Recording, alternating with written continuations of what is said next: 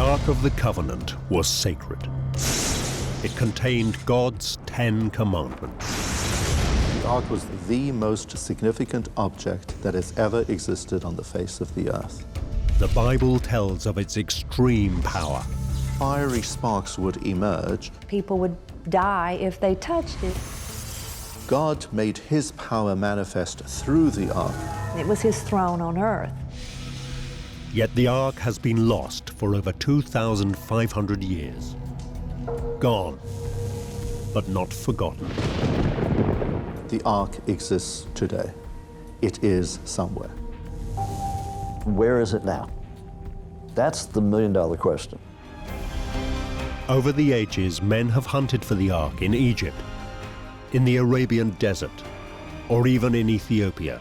It's like looking for a needle in the haystack. But one man claimed to have found it in Jerusalem. He pointed out where he believed it was. Was he a charlatan, or as he believed, an instrument of God? God led us right to it. Ron Wyatt said he saw the Ark of the Covenant with his own eyes and lived to tell the tale.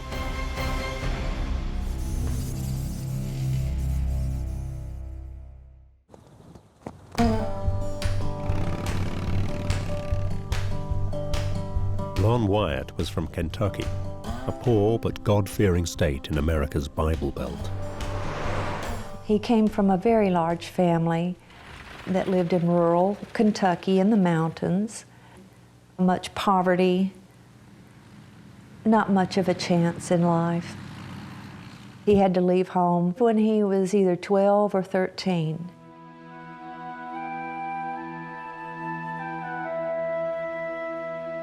What Ron knew of the ancient Middle East came from reading the Bible. He was drawn to the Seventh-day Adventist Church, a devout Christian sect where Bible study is a lifetime pursuit. A habit he instilled in his own children, a daughter and 2 sons.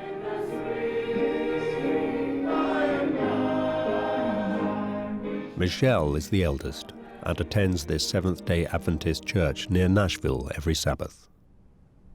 Dad was raised that way his whole life, and we were our entire lives also. His youngest son was named after him, Ron Wyatt Jr. We were raised Seventh-day Adventists, fairly strict. I mean, you know, we had to go to church, had to go to Sabbath school. Seventh-day Adventists believe that the Bible is the Word of God and historically accurate.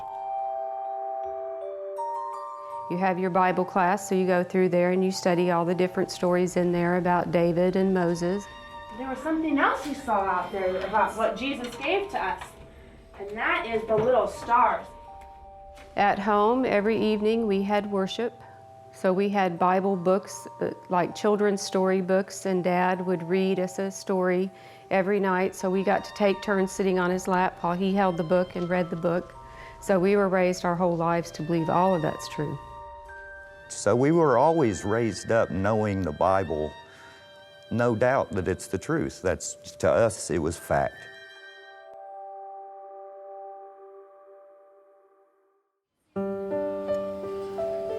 Ron Wyatt worked in a Tennessee hospital as a nurse anesthetist, but age 44, he made a life-changing decision to prove that the stories of the Bible are true.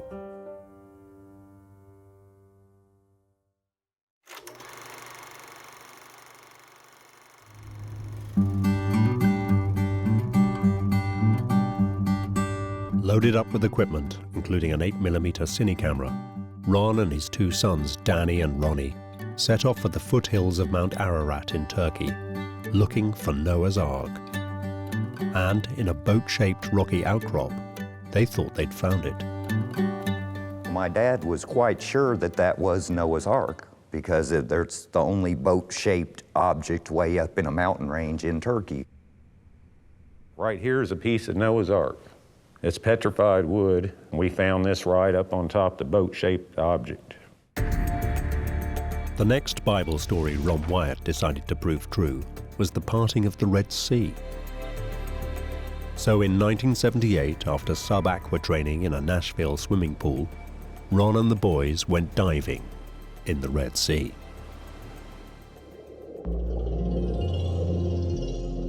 They were searching for Egyptian chariot parts to prove Pharaoh's army pursuing Moses and the Israelites had been swallowed up as the parted Red Sea collapsed.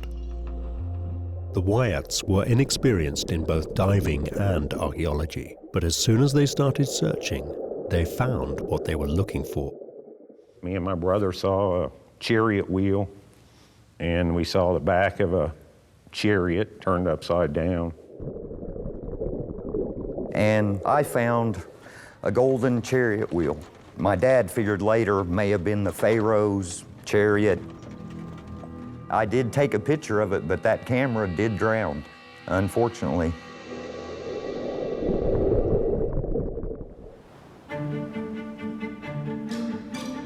But Ron's apparently successful search in the Red Sea was suddenly interrupted.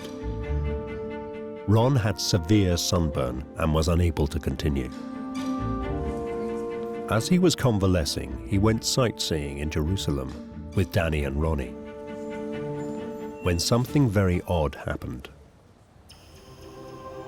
Ron suddenly stopped walking. He raised his arm. His hand pointed to a derelict area. When he spoke, his voice sounded strange. There is Jeremiah's grotto, and the Ark of the Covenant is in there.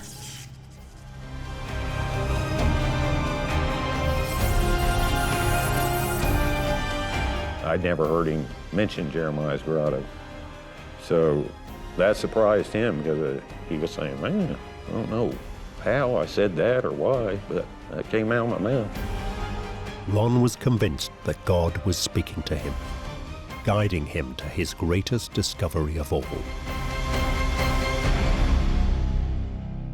Ron really believed that God was leading him to look for the Ark of the Covenant. Ron had no idea then that the search for the greatest of all biblical treasures would soon come to dominate his life. But what was the Ark, and why was it so important? The Ark was the receptacle in which the most important items that ever existed in the world resided, namely the Ten Commandments.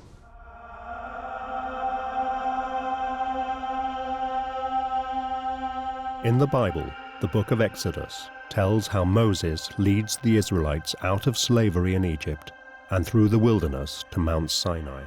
As the story goes, when Moses went up to Mount Sinai, he stays there 40 days and 40 nights without eating and without drinking, and then he received from God 2 stone tablets, and the 10 Commandments was inscribed with the finger of God. So it was really an object, created by God, something that came as a gift from a supernatural power. The importance of the Ten Commandments cannot be overstated, not for how they were written, but what was written on them, God's law. They would become the foundation of Western morality. They are instructions of what must be done. Thou shalt have no other gods before me. Remember the Sabbath day to keep it holy. And what must not be done. Thou shalt not kill. Thou shalt not commit adultery. Thou shalt not steal. The commandments were one half of a covenant, a bargain with God. If the people kept his law, he would be their God and deliver them to the promised land. A covenant is a two-way agreement. Both sides have responsibility. So God took upon himself the responsibility to preserve the Jewish nation.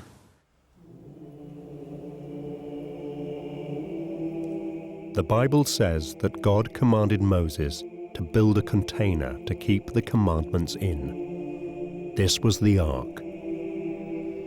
Reading his Bible, Ron would find a clear description of what it might actually look like. They shall make an ark of acacia wood. 2 cubits and a half shall be its length, 1 cubit and a half its breadth, and 1 cubit and a half its height. A cubit is about half a meter. So the ark was 1 meter long, half a meter wide, and half a meter tall. Small, but exquisitely beautiful. You shall overlay it with pure gold. Inside and outside shall you overlay it, and you shall make on it a molding of gold around it. Most memorably, God's specification included on the lid of the ark 2 golden statuettes of winged celestial beings, cherubim. You shall make a mercy seat of pure gold, and you shall make 2 cherubim of gold.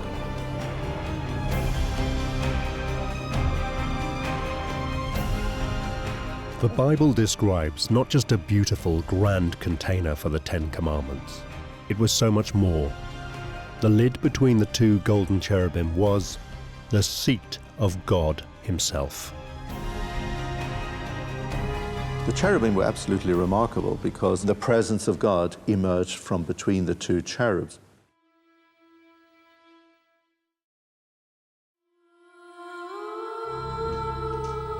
And this is the most important part of all.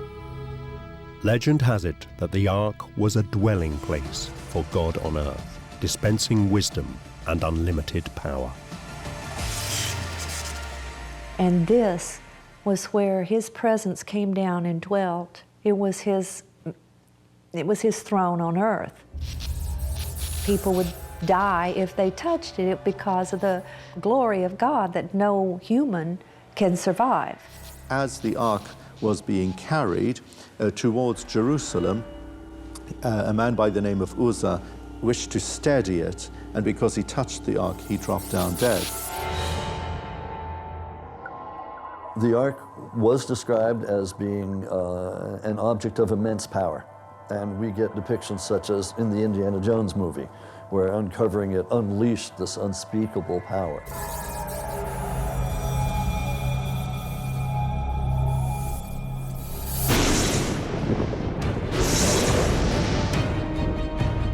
Such was the power of the ark that the Israelites carried it on poles before their advancing army. The Bible tells us about the usage of the ark. The ark was taken into battle as a symbol of the power of God and the fact that God would be with them as they fought.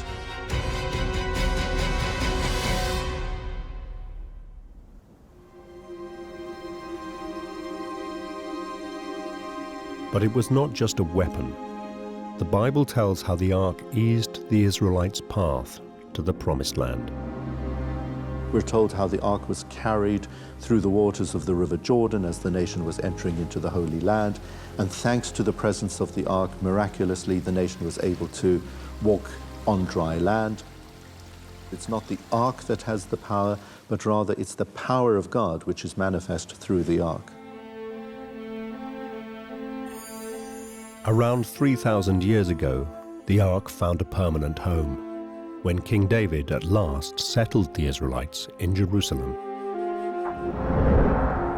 The Bible says David's son, King Solomon, built a great temple on a hill. The ark was to take its permanent place in Jewish ritual deep inside, in a place called the Holy of Holies.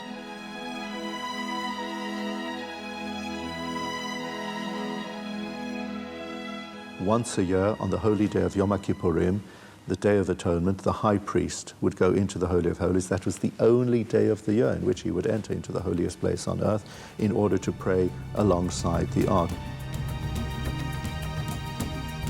It's one of the world's great mysteries that this most holy object not only disappeared from view, but vanished altogether. When Solomon builds the temple, we know where it went, in the Holy of Holies, in the back room of the temple. But at some point, the Bible stops talking about the ark. What happened to it, and where is it now? These 2 questions have obsessed countless generations.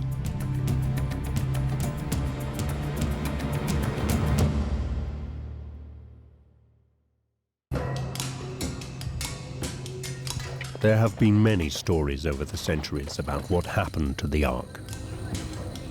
Adventurers have hunted as far afield as Egypt and Africa, yet it has never been found. The most popular theory is that the Ark was lost in Jerusalem itself, in a cataclysmic invasion.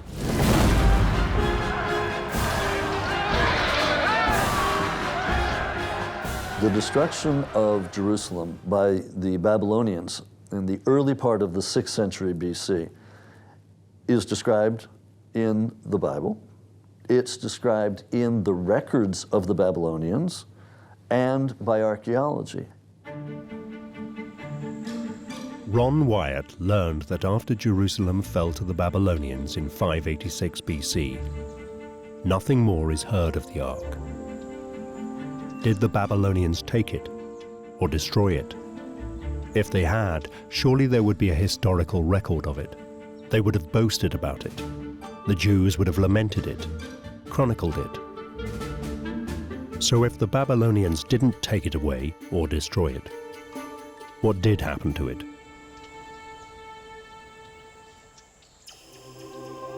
Ron decided the clue lay in his involuntary words.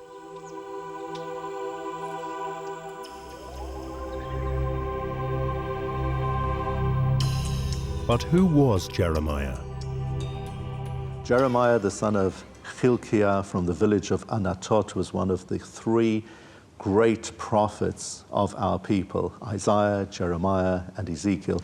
And he had the tragic responsibility for preparing the people for the destruction of the temple. Jeremiah was a priest in Solomon's temple, and his duty, having foreseen the danger, was to protect the Ark. Did he have anything to do with its disappearance? There is one source, the book of 2nd Maccabees, that says that Jeremiah took the Ark and hid it from the Babylonians before the city was destroyed. Now, this is a book that's not in most editions of the Bible today. It's from what we call the Apocrypha.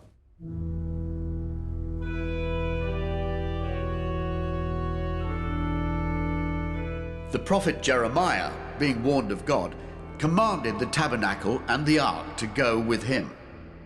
He found a hollow cave wherein he laid the tabernacle and the ark and the altar of incense, and so stopped the door.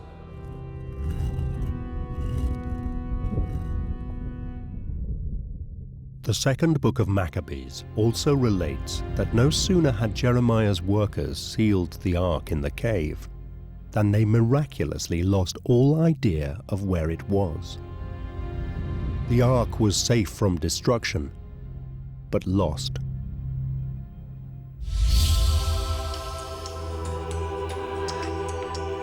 So when Ron voiced the words, "There's Jeremiah's grotto," was he actually indicating the location of the cave where the ark was hidden?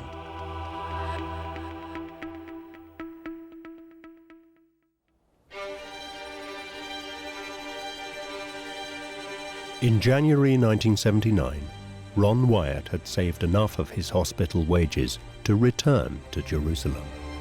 With his sons, Danny and Ronnie, he began his quest to unearth the Ark of the Covenant.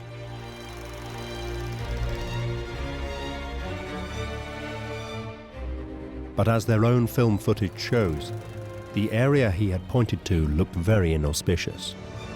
It was a rubbish dump. When we first started digging, there was a dead cat in there and trashed. Me and my dad were the first two in there, and we were digging in a lot of dust. We're in real soft ash-like stuff. It's just real soft. Digging down, I got a big cave in on me, and it kind of got me up to about here. I couldn't hardly move, but my head was out. No, I could breathe, but it just kind of trapped me there, so they had to dig me out of that. Ron wasn't one to let a lack of training or experience hamper his quest for the Ark. We weren't shoring up the cave as we dug it at all. We weren't putting boards over our heads or shoring anything up. I'd never dug a hole like that before. We were lucky we didn't bury ourselves properly. Yeah, not the smartest thing. There are things that could have collapsed on us at any time. It was very dangerous. Although the Wyatts were inexperienced, they were also lucky. No one was injured, but it seemed their luck had run out when they hit a serious problem. We were digging along the outside and we broke into the mountain and cleared out a bunch of rock from in there and started digging inside the mountain.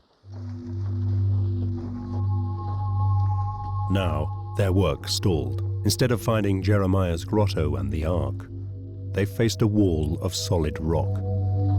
Once you get past all the loose dirt, it became rock. And so we were literally busting rock, breaking through rock to get to where we were going. We had 3 or 4 buckets and we kept filling them up and crawling out the tunnel. You couldn't stand up, so you were crawling on your hands and knees. My knees were bruised, very, very bruised and swollen from crawling in and out of there. But the Wyatts' biggest obstacle wasn't the injuries the rock caused them, but the time it added to the dig. Unlike the earlier discoveries, this archaeological quest was taking too long. Ron ran out of money, and he and his sons had to return home to the US. My dad would run out of money and come back home and work and save up, and then we would quit our job or our school and go right back. As soon as he had a ticket, I'm gone, you know. Yeah, that was his life's mission, pretty much. He'd come back and work, make money, then go back. We'd quit anything to go do that because it seemed really important.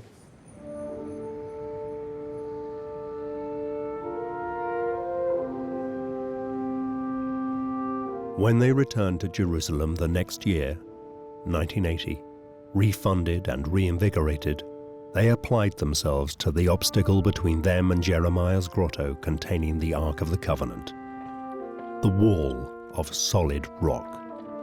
Dad prayed usually in the morning, help us, you know, if we can find something. We were constantly praying throughout this on a daily basis, you know, because we knew we were clueless. Once more, Ron seemed to experience a guiding hand.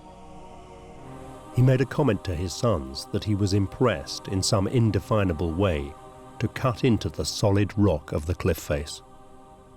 Every time we come to a stumbling block, we had to pray, and somehow we'd get around it and move on. They set to work faithfully chipping at the solid rock of the cliff. Astonishingly, they broke through the rock into an open space. Could it be a cave?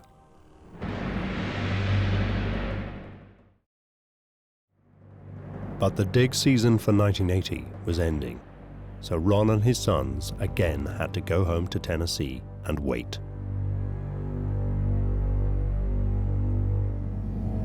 Now, more than ever, Ron believed that when he returned, the Ark would be waiting.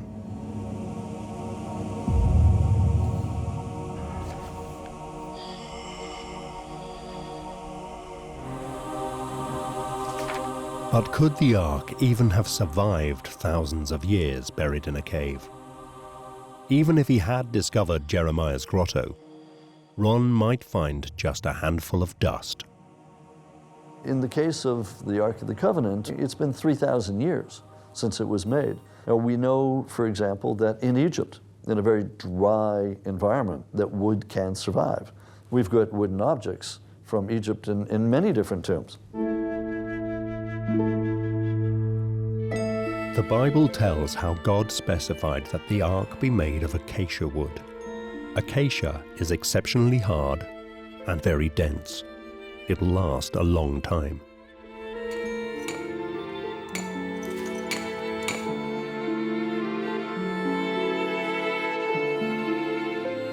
In Egypt, acacia panels have been found over 3,000 years old. If Tutankhamun's ark-like chests survive, why not the Ark?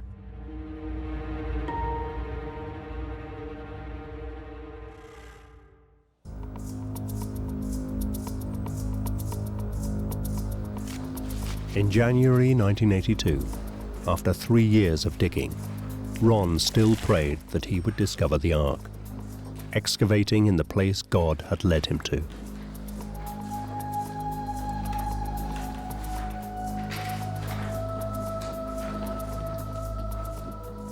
But ill health dogged his sons, and he had to send them home. We had got ill that one time. I had got the flu real bad. Danny got flu. And Danny stayed, I think, for another couple weeks after that, and then he came home. Even without his sons to help him, Ron wouldn't give up. He believed so strongly in what he was supposed to do that nothing would stop him. No, he never gave up. He saw everything through. Even if he almost lost his life, he would regroup and go back again and try it again until he got to where he wanted to be. Yeah, he wasn't afraid.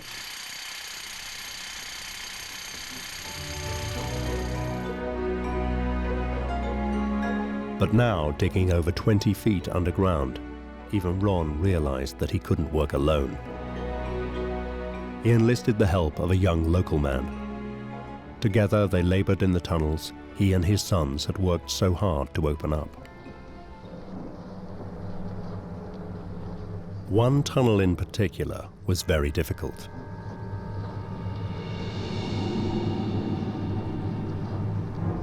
A narrow passageway leading through a chimney, a tight vertical shaft so small that Ron had to exhale to squeeze through.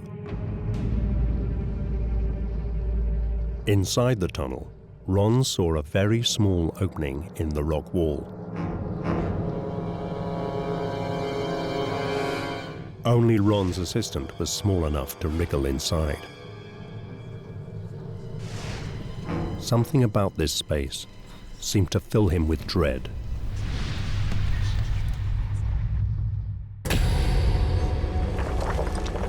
Gripped by sheer terror, he fled, never to return. Ron believed his assistant must have experienced the power of the Ark.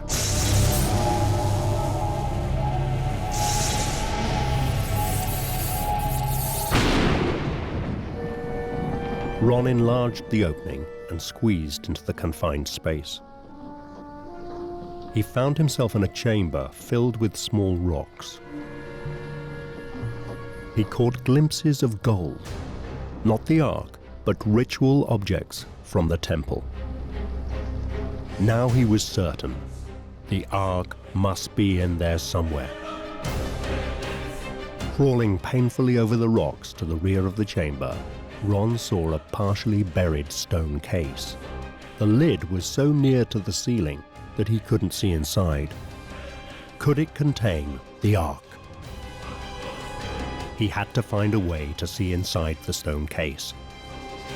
See the Ark. But how?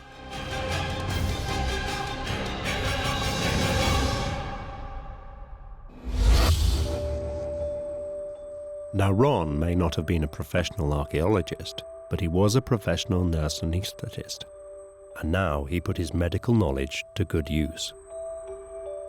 He wondered whether a medical camera and probe, designed to see inside the human body, would allow him to investigate and identify the contents of the stone case.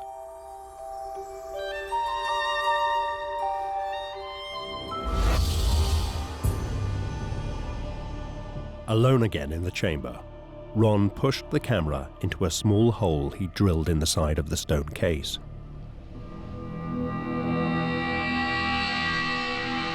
And suddenly, there it was.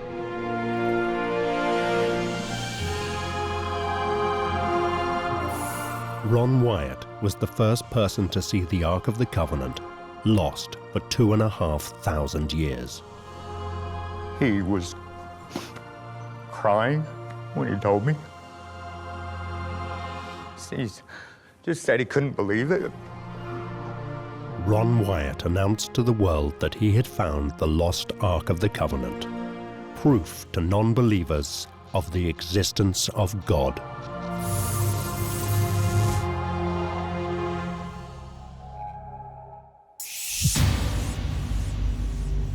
But if he thought he'd achieved his aim, Ron was in for a big surprise. The good news was not received with open arms. Professional archaeologists would need convincing evidence.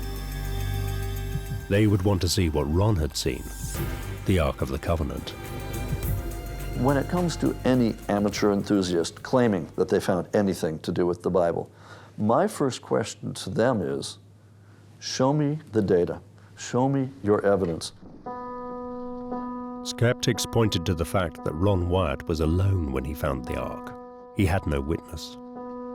If you think you found the Ark of the Covenant, show me a picture. But Ron didn't produce any pictures. He claimed he did have documents and photos, but was not allowed to show them. In a series of talks, he told people that the Israeli Antiquities Authority, the IAA, had made secrecy a condition of his excavating permit. I'm not allowed to give the exact location, but I will say that the Ark of the Covenant is exactly where I found it. And we have proven that to the Antiquities Department in Israel. They have the proof, and they know it's been found. But even the existence of a permit is disputed. Dr. Dan Bahat was the IAA district director at the time. When I was a district archaeologist of Jerusalem, Ron Wyatt was in Jerusalem with his activities. To the best of my knowledge, he never received any permit to dig in Jerusalem. Ron could have silenced his critics by simply showing them the Ark of the Covenant. Why not just return to the dig with witnesses? But Ron had bad news there too.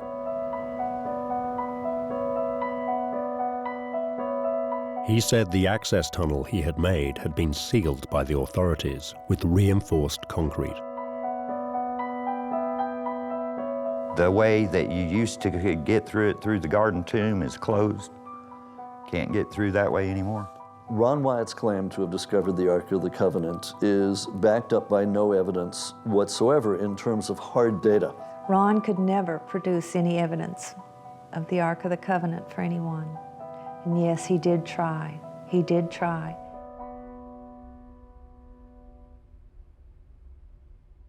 Professional archaeologists openly expressed the opinion that Ron's discoveries were just too good to be true. So while it takes years, decades, to become properly trained as an archaeologist, where you can read the ancient text, do the excavations, interpret the data and the analysis, it sounds like anybody can go out and try to find them. Now, the archaeologists know that that's like looking for a needle in a haystack, or rather a needle in many haystacks. Ron was the first to admit he was an amateur.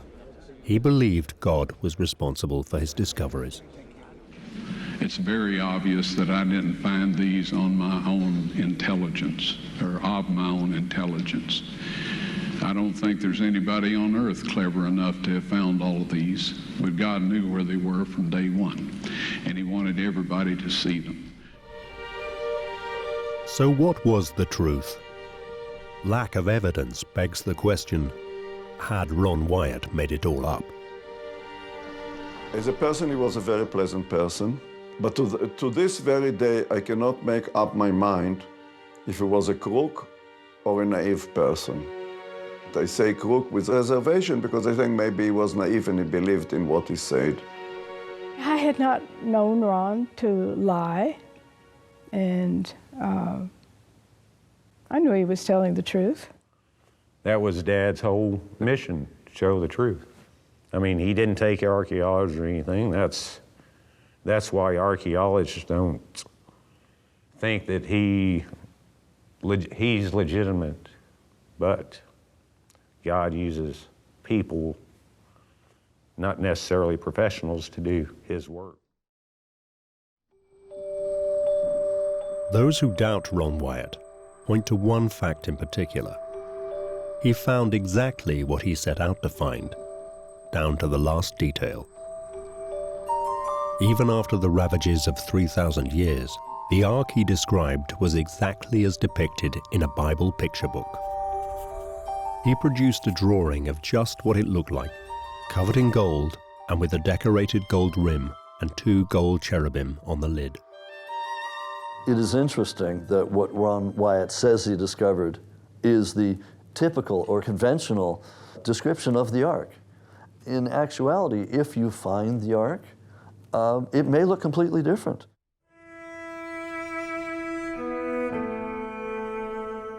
There are, in fact, 2 quite different biblical descriptions of the Ark. Exodus has the Ark constructed by an artist Bezalel.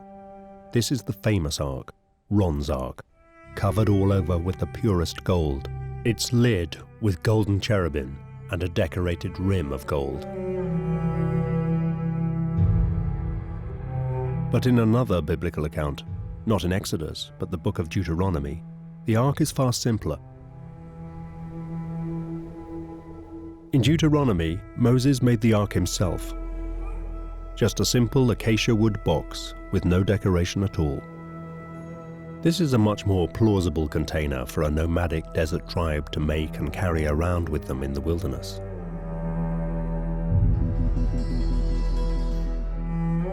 This description of the Ark certainly lends itself to the belief that it's simply a storage box.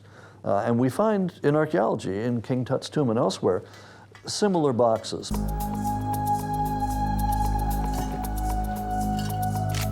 According to professional archaeologists, Ron made a typical amateur's mistake.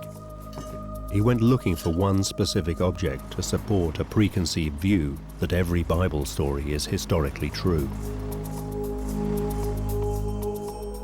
Trained archaeologists approach their subject with a more open mind, looking for any artifacts to help guide them to what the historical story might be, never sure what they might find.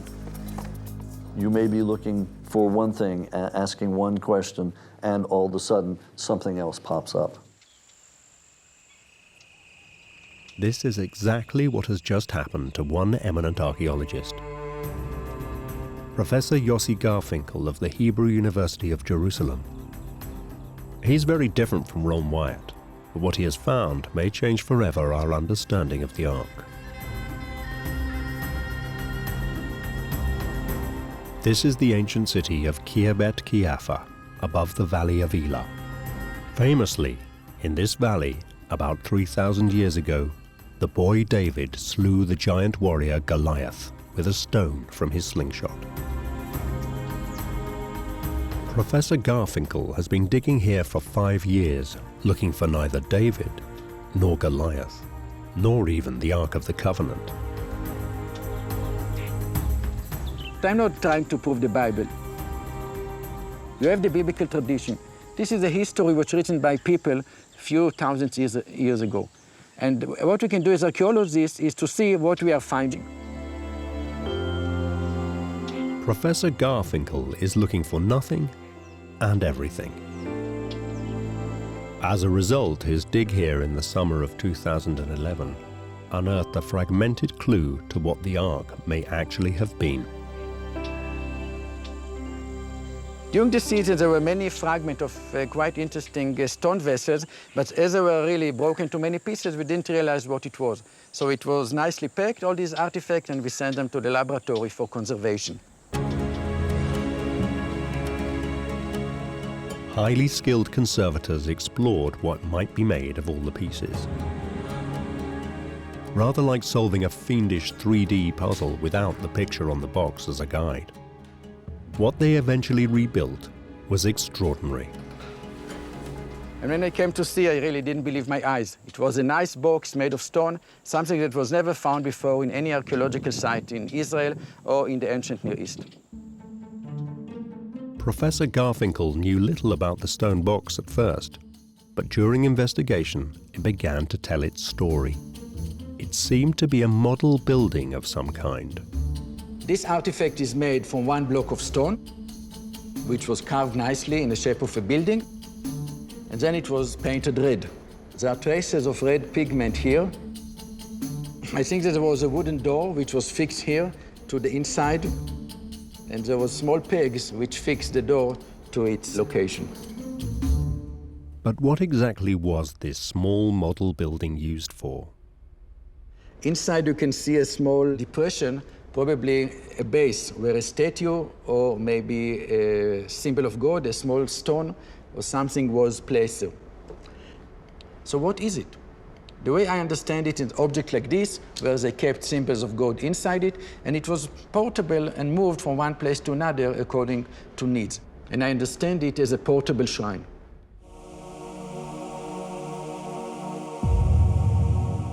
Professor Garfinkel's thesis that this was a portable shrine is supported when the little building with doors is compared to the biblical account of the Temple of Solomon, where the Ark came to rest.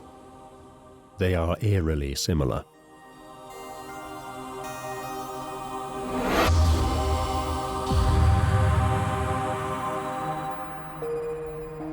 So this is what we called triple recessed doorway or triple recessed door frame. And this is exactly how the Bible describes Solomon's palace and also the entrances in the Temple of Solomon in Jerusalem. But the box couldn't be a model of the temple. Radiocarbon dating tells us it is older than that. What is much more likely to be true is that the temple was a giant version of a portable shrine like this one.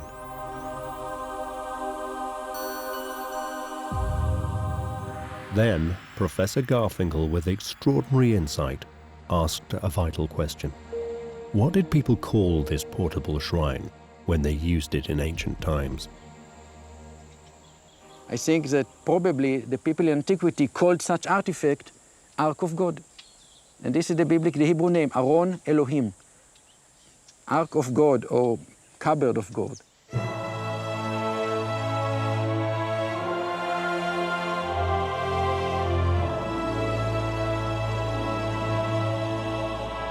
So is this the truth about the Ark?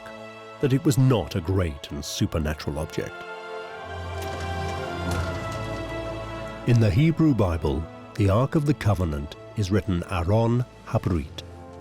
Aron simply means chest or cupboard, a box to store things in. In Hebrew, Aron means just a box where you can keep anything inside it. It's not necessarily something holy.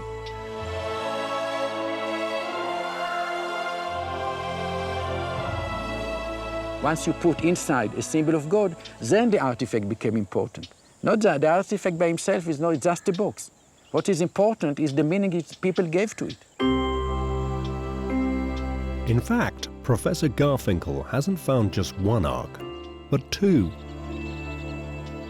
The second is made of pottery and is different in form, but it is also a little building with pillars, roof beams, and a door. Garfinkel believes it is another portable shrine, another Ark of God. I was not looking for anything like the Ark or a thing like this, but once we have them, we need to deal and to interpret them. It's not just you find a nice thing, you put it in the museum and you go home. You also need to understand what you are doing. Garfinkel's work reveals that there were many arks in many places, ritual shrines used by ordinary people as part of their worship. Does this mean the fabulous golden ark Ron was looking for may never have existed? Not necessarily. When you have a large temple in Jerusalem, you have a large kingdom, you have a very nice ark, can be made with gold and silver and all kinds of other things. But in the small cities around it and in private houses, people will not have such big artifacts and made from such expensive materials.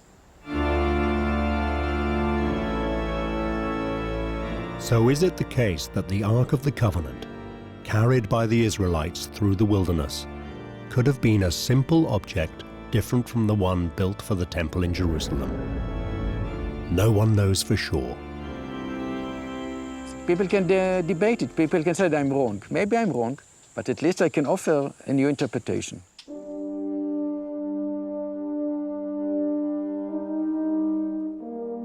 What Ron Wyatt would make of this debate, we'll never know. He died in 1999.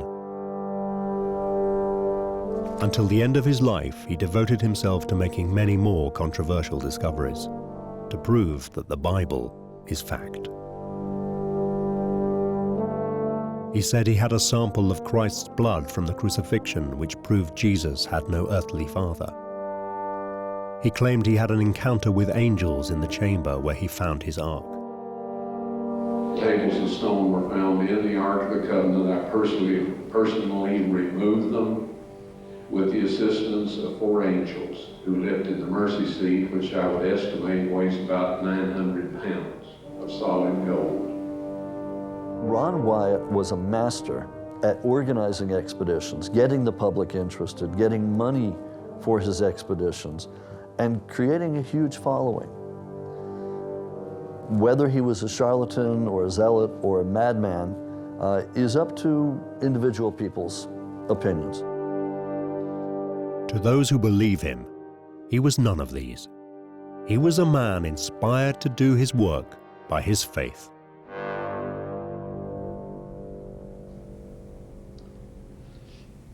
When I get to heaven, I'm going to look around, and I want to see every one of you there.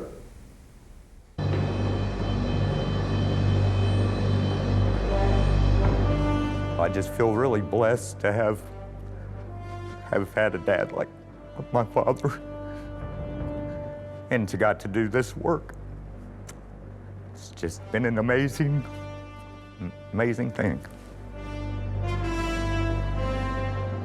We may never know the truth about the Ark of the Covenant, but stories of its fabled power and symbolic importance ensure that each generation will dream of finding it. The Ark exists today. It is somewhere. We know it. The Ark has not yet been found in any location mentioned by the ancient sources. That doesn't mean it won't be found. If it is, it will be accidental. It will not be because somebody has gone out looking for it. They will have been looking or investigating or excavating something else entirely different. And lo and behold, there it will be.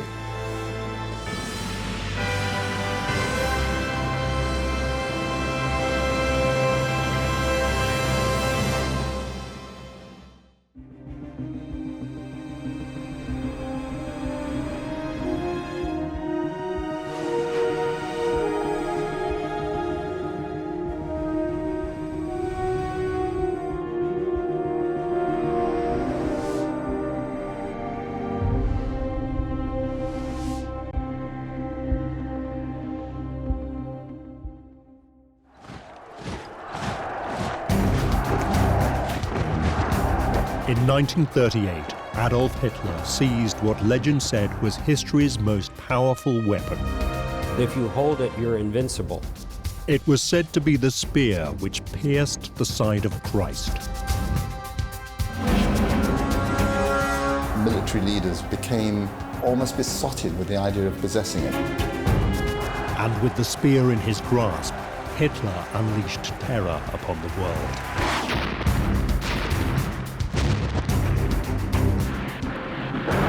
But in the chaos of war, this most valuable of Europe's treasures simply vanished.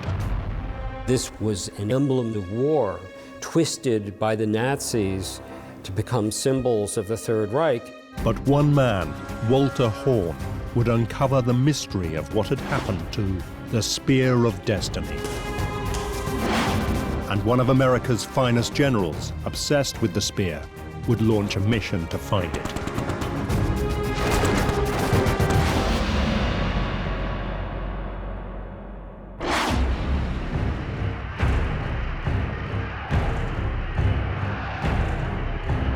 In 1933, Adolf Hitler is elected Chancellor of Germany.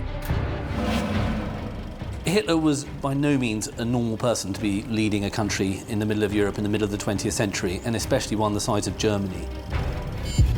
He was a very embittered, lonely, twisted, abnormal individual who had an enormous amount of drive and this famous will to power. And that's what really, spurred him on. He is desperate to be the all-powerful leader of the German people and create a new Germanic empire. The trouble is, he had won less than half of the popular vote.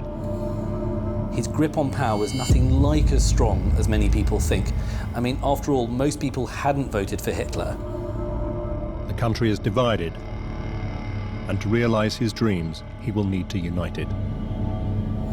Germany was, until just a few years before, in real terms, just a collection of very, very small states. You know, you've got people in, all up near the Danish border, and you've got people all the way down near Munich, and as far east into what would now be part of Poland. So how do you unify these people? Hitler encourages the Germans to look to what he says is their past. He wants to portray himself as a man who will restore Germany to a time when it ruled Europe. And he wants to extend its borders to those of the greatest German empire in history, the Holy Roman Empire. The Holy Roman Empire was first created by Charlemagne, Charles the Great, the Germanic king of the Franks in 800 AD. Its purpose? To spread Christianity through all of Europe. For 1,000 years it dominated the continent. At its height, stretching from the North Sea to the Mediterranean, and ruling over what is now Germany and much of Austria, Poland, Italy, and France. Now Hitler wanted to create an even greater empire in his own image. The 1,000-year Nazi Reich with himself at its head. He wasn't the type of person who would like to cut deals and engage in the art of statesmanship or diplomacy. This is a man who just wanted to drive things forward the way he saw the world should be in his eyes. But Hitler's difficulty is that there is nothing imperial about him. As the son of a working-class Austrian civil servant, it is not enough to simply proclaim himself the German Führer. He needs to look like one. He needed to try and assimilate some of the trappings of power and the type of trappings that would be suitable for someone who is ruling a kingdom in the middle of Europe. And of course, what's he going to do? He's going to look back to history to find these things. He decided that to be an emperor, he would need the possessions of an emperor. Hitler was looking for an emblem that would underpin his claim to be leading the German people back to a new era. What do we need? Well, we need various items that are associated with other people in power. The Holy Roman emperors had held crown jewels as symbols of their authority. An imperial crown, a scepter, and an orb. But of all these symbols of past German glory, one is more important than all the others. It looks like a simple Roman spearhead. It is the Spear of Destiny.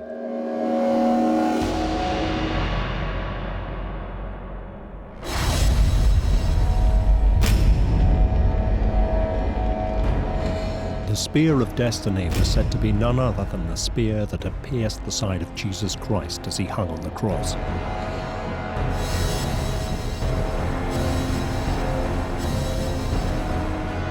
The myth said that it was wielded by a Roman centurion called Longinus.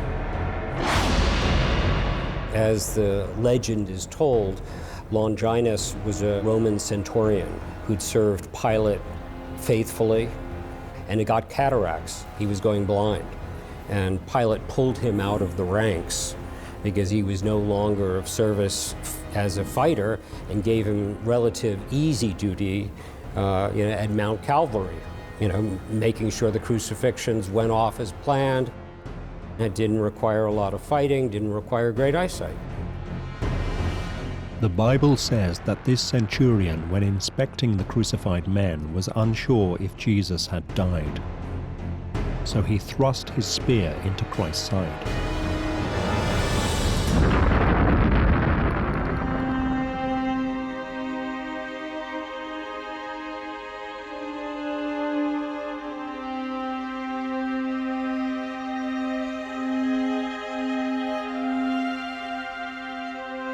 Blood allegedly dripped down the side of the spear into Longinus's eyes. He was cured of cataracts. He was cured of his blindness. He had a vision of the future. He had a vision of Jesus as the Messiah.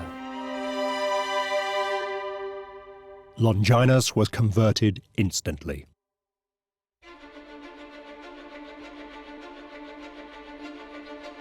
As Christianity spreads throughout the world, Longinus's spear, touched by the Son of God, became a revered holy relic. The spear was passed down, first through a succession of Roman emperors, and then to Charlemagne. Charlemagne carries it into battle, is invincible as long as it's in his hands. It becomes known as a talisman for conquerors, for military force.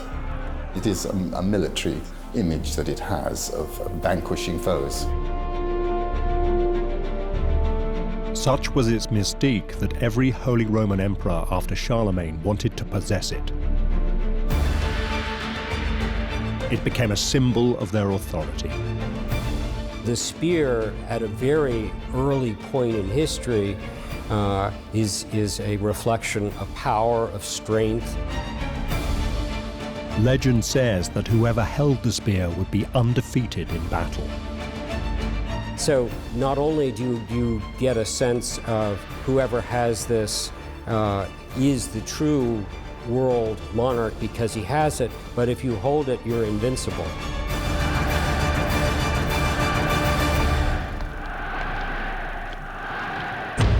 It was clear why Hitler wanted it, but he didn't have it. In fact, it was in Vienna, the capital of neighboring Austria.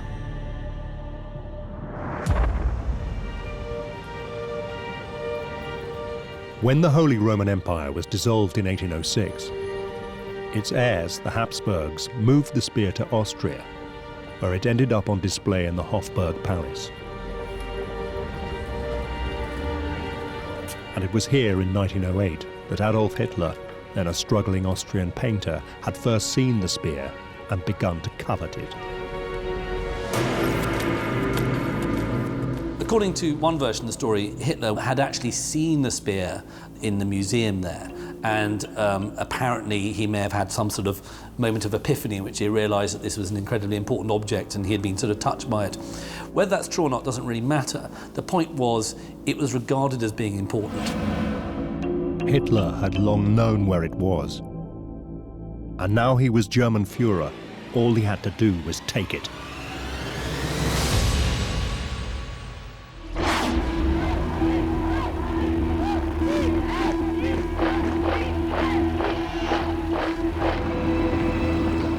On March the 12th, 1938, German troops crossed the border into Austria. The world watched as the Austrian government collapsed.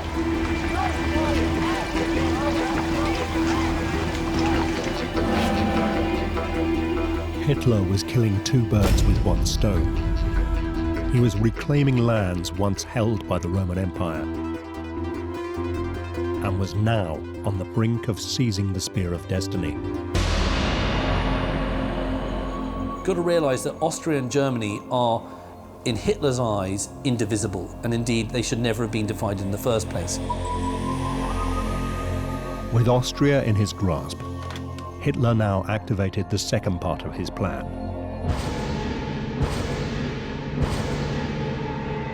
To seize the spear.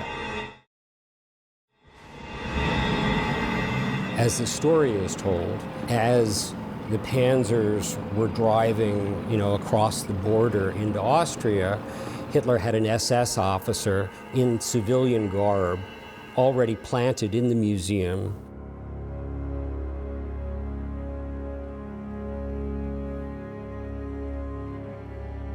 When he was alerted that the border had been crossed, he changed into his uniform, pulled out his gun, and stood guard over those crown jewels. Nobody was to touch them until Hitler arrived.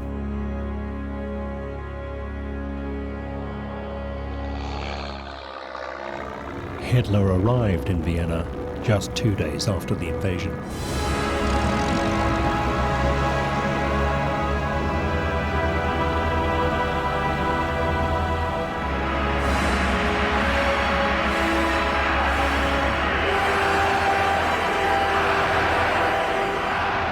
One of the very first things he does is to go to the Habsburg Museum, go to the display case where the spear and the crown jewels are, and opens it.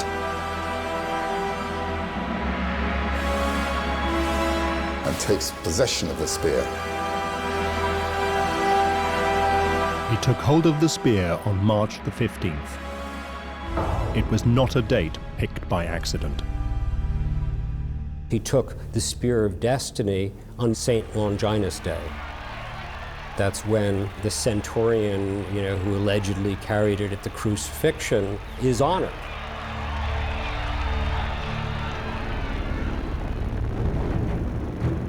Hitler took the spear to the southern German city of Nuremberg, which had been its home for centuries during the reign of the Holy Roman Emperors. There was absolutely no question where Hitler was going to take the spear once he absconded with it from Austria. He was going to take it back to Nuremberg, back to its spiritual home, what was to be the spiritual headquarters, the spiritual capital of Nazism, of the 1,000-year Reich. Taking his lead from the Holy Roman Empire, Hitler had decided to place Nuremberg at the center of his new Nazi Reich. Berlin is the brain, Nuremberg is the heart.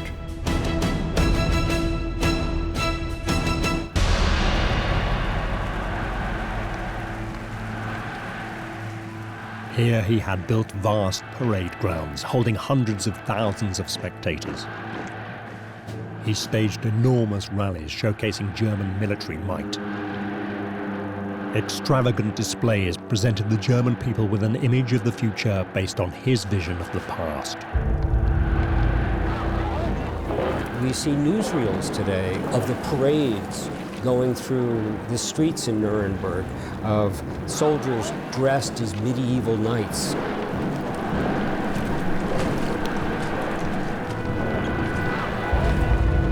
With mock-ups of the chest of the crown jewels, symbolic of being returned to the homeland. The 1,000-year Reich begins.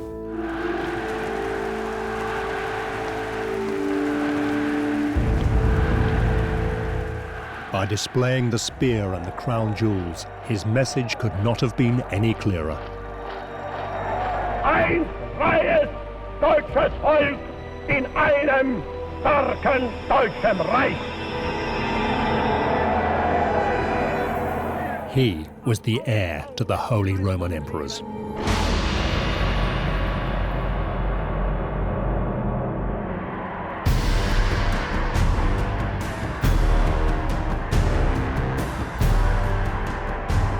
It was as if King Arthur had finally gotten Excalibur and was marching through town with it.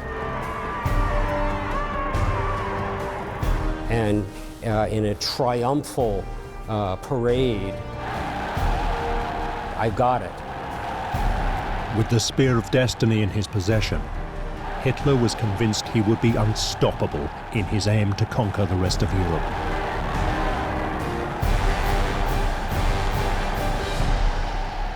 But of course, it didn't turn out that way.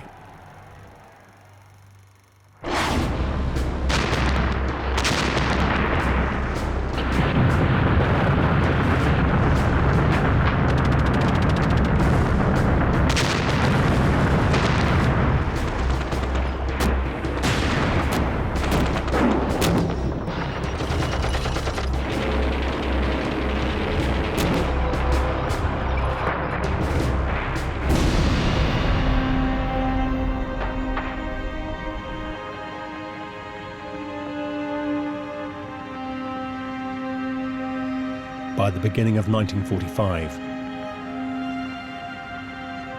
5 years of war has devastated Europe. The spear has failed to bring Hitler the victory he had dreamed of. His ambitions lie in tatters. His empire on the brink of collapse. And in the chaos, the spear of destiny, one of the great treasures of Europe, has disappeared.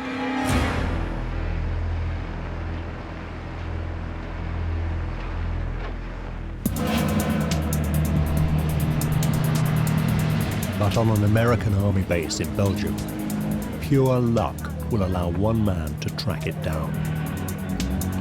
Walter Horn is a lieutenant in the US Third Army. His mission? To interrogate German prisoners of war.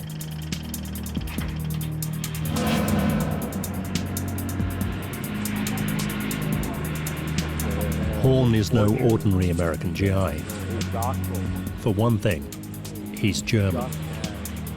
And 10 years earlier, he had narrowly escaped the clutches of the SS.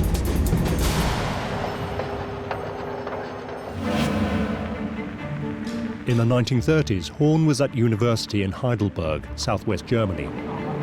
His passion, art history. His specialty was the relics of the Holy Roman Empire. He was an art history major who just had the misfortune to get his doctoral degree in 1933, just as Adolf Hitler had come to power.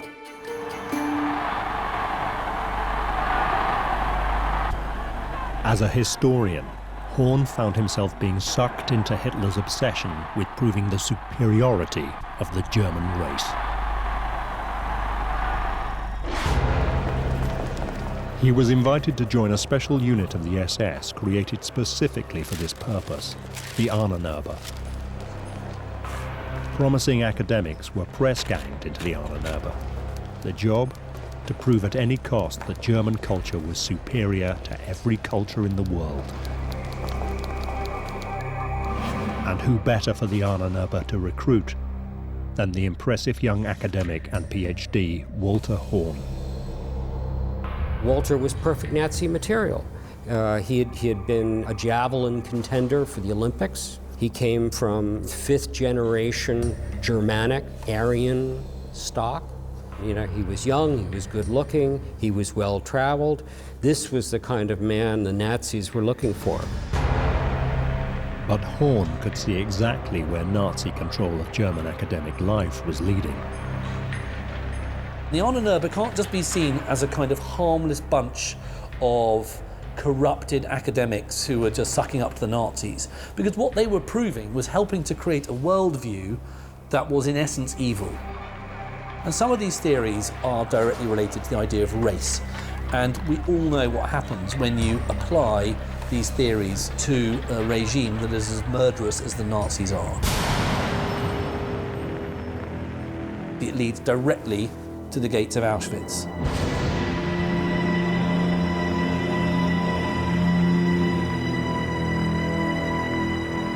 Horn wanted no part of it. So in 1934, he decided to flee Germany. He didn't want to give up his homeland, but he saw no option around it. One thing he knew is he had to get out of Germany. You know, the storm is coming down. This is no place to be. But as he began his flight to freedom, Horn learned that the SS were after him.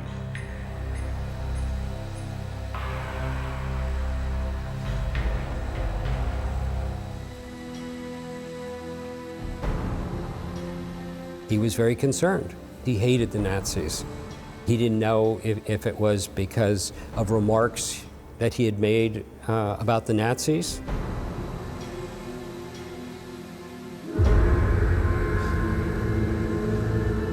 To his horror, one SS officer had managed to track him down.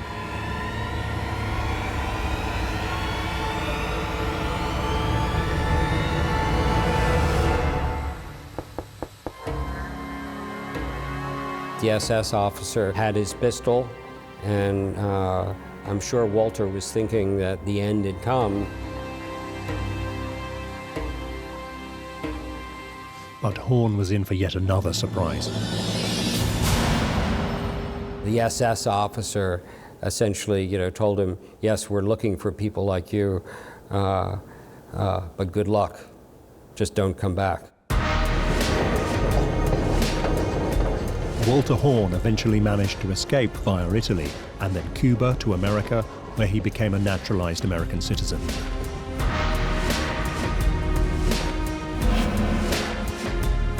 And that is how, as a fluent German speaker, he ended up in Belgium interrogating POWs at the tail end of the war. As the Allied armies worked their way into Germany, behind the front lines, you've got units doing various sort of ancillary roles that are nevertheless vitally important. One of these, of course, is to hunt for criminals. Straight manhunts. And what these people are doing, these war crimes units, is to hunt for evidence, which hasn't been burnt by the Gestapo. For months, Horn had been uncovering very little, but one afternoon, a harmless-looking POW changed all that. Quite late in the day, a relative old man is taken out of the prisoner pen to be interrogated. Private Fritz Huber. Fritz Huber has nothing really to contribute, or so it seems. Private Huber said, I'm sorry, I can't tell you any information because I don't know any information. All I've been doing is, slogging gun cases around. Walter felt sorry for him, offered him a cigarette, offered him a cup of coffee, and they just sat and chatted. Then, Huber revealed something that would blow Walter Horn's mind. Huber said, I do know of a special treasure, a hidden treasure. Are you at all interested in art history? Little could Huber have known the man he was talking to had a doctorate in art history. There wasn't anything in the world Walter wanted to hear more about, than art and antiques. Huber began to tell Horn about a Nazi treasure trove hidden beneath Nuremberg Castle, one which supposedly contained any number of priceless pieces of art. Horn listened intently as Huber listed the sort of items that any imaginary pirate hoard might contain. Huber was describing various treasures, which could have been any kind of depositories, because we know the Nazis looted, major museums. But this collection was different. He described a scepter. He described a crown. He described a golden orb, what they call, the world orb of Christianity. And then he said, it's a spear. It's a spearhead, Roman spearhead. And of course, Walter knew instantly the collection. There was no question what it was. He was describing, the crown jewels of the Holy Roman Empire and the spear of destiny.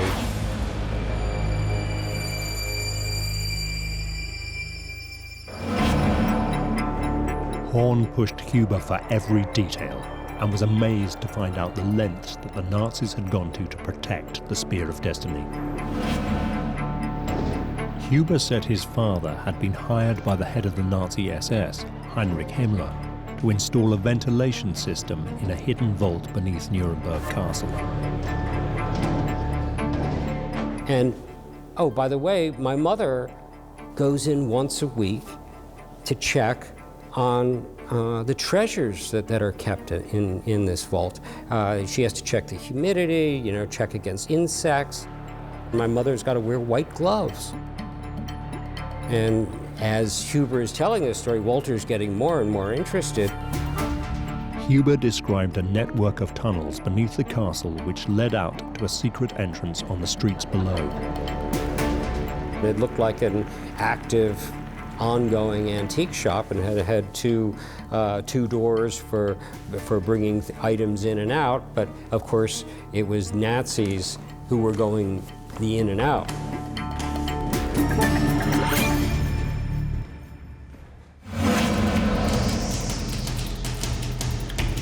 Aware that he had possibly just uncovered the location of one of the world's great treasures, Horn immediately began to write up a report for his superiors. But fearing the American High Command wouldn't understand the importance of the spear, Horn made sure to write in detail, even drawing a map of the city to show where the vault could be found. Walter Horn sat at a borrowed typewriter, and he typed up an intelligence report. And of course, being an art historian, I'm sure it reads more like a art history paper than a military intelligence report. Horn worked quickly. He knew the advancing Allied forces were planning a huge offensive on Nuremberg. And he feared that in the battle, the spear could be destroyed. He mailed it off, fully thinking that this would be dismissed as tangential to the fighting going on, that what military commander would possibly conceive the Holy Roman Empire, crown jewels, and the Spear of Destiny to be a military objective. But in another amazing stroke of luck, Horn's report eventually landed on the desk of the one man who had both the power and the will to save the spear.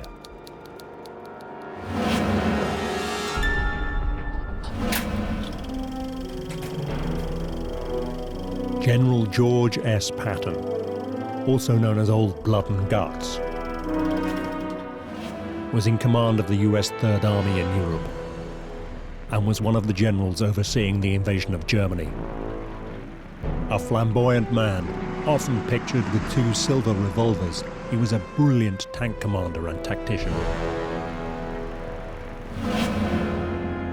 A Catholic convert, Patton saw himself as a Christian warrior. But more than that, he too was obsessed with the legend of the Spear of Destiny. He had even written a poem about what it must have felt like to plunge the spear into the side of Christ. I cannot name my battles, for the visions are not clear. Yet I see the twisted faces, and I feel the rending spear. Perhaps I stabbed our Savior in his sacred helpless side. Yet I've called his name in blessing when after times I died. As US troops battled their way across Europe, Patton had been attempting to track the spear's movements. His fear was that the spear, if not found, might be used as a talisman to inspire a Nazi resurgence. But so far, he had no idea where the spear was, until Walter Horn's report landed on his desk. Lo and behold, that's exactly what Patton was looking for, and he found it in that intelligence report. Light bulb went off. This was a military objective for Patton. On the eve of the assault on Nuremberg, Patton took an amazing decision. He ensured that a crack team of soldiers was sent to locate the secret vault. But it would be no easy task.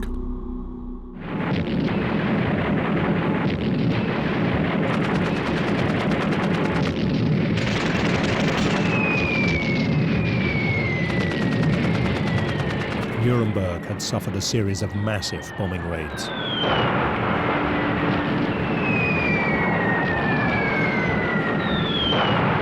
Thousands had died, hundreds of thousands displaced.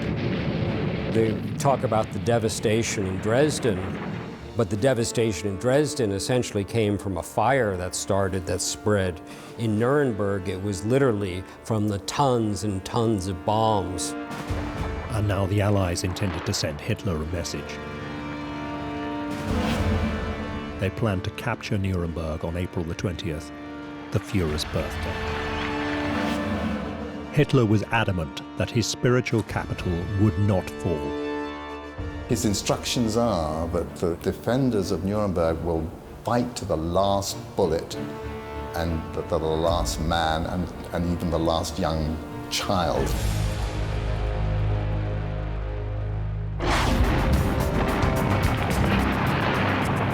On April the 16th, the US Army began a fight to the death for the city.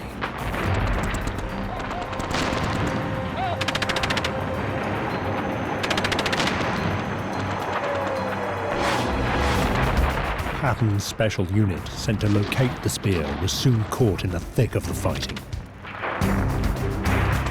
It was narrow, medieval streets, big battlements. It was almost essentially hand-to-hand combat, almost like taking one street after another, and it was very dangerous kind of fighting. Children were actually being used as scouts. The Germans fought right down virtually, to the last man standing.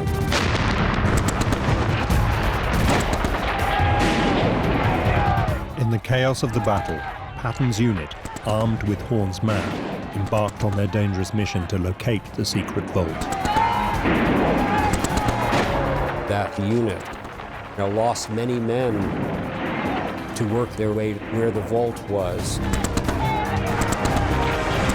When they got there, they couldn't even find it. There had been such devastation, so many bombings, and they weren't even sure that they'd gotten to the location. But then they made a discovery. One of them found a crevice, a sort of tunnel-like thing, and they dropped in.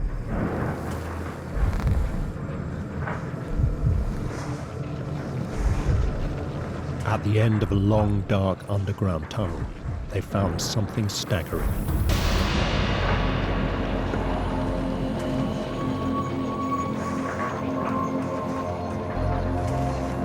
Set into thick concrete, a steel vault door 8 feet high and 12 inches thick. But there was a problem. The giant vault doors were locked shut.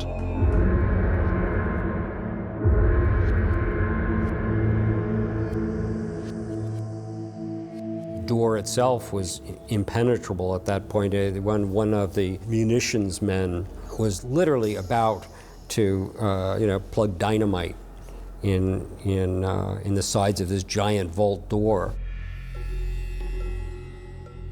But just moments before the charges were detonated, a German civilian came forward and stopped the munitions man. Luckily, he was stopped at the last minute because, God knows what might have happened to the contents inside. A German a representative, the mayor of Nuremberg, gave the Allies the combination of this vault.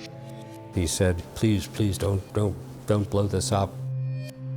Very special things here, and they opened the vault.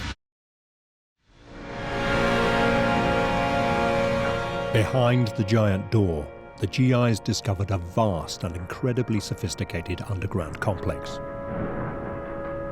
This had to be the vault that the prisoner Huber had described, but it was on a scale beyond anything they had imagined. Commissioned by Heinrich Himmler, it was an enormous expansion of old beer cellars beneath the Nuremberg castle. Himmler secretly sent in teams of architects, teams of builders to reconfigure this beer cellar into a high-tech vault. And I don't use that term high-tech loosely. Foot-thick reinforced steel, special locking mechanisms. The walls were lined with various materials to keep the moisture out. Air purification system, its own generator system. It had water, it had showers, it had baths, it had a kitchen, it had its own little escape hatch. You could have a team of people living in there for months at a time. The GIs could hardly believe what they had found. But unsure of exactly what they had discovered, the message was sent for Horn to come to Nuremberg to identify the contents of the vault.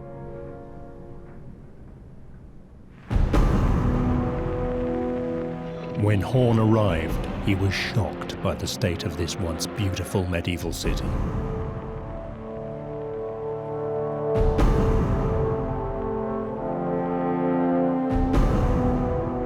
Picture a moonscape, picture churches missing their roofs, bodies strewn about. Horn was led to the vault.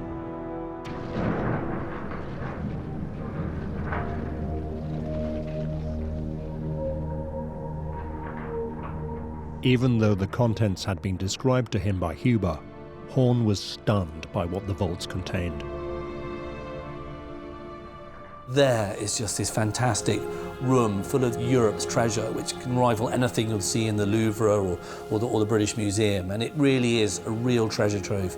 And the guys who went in there realised, my God, I mean, how much had the Nazis taken? You know, every box was just full of something more and more incredible.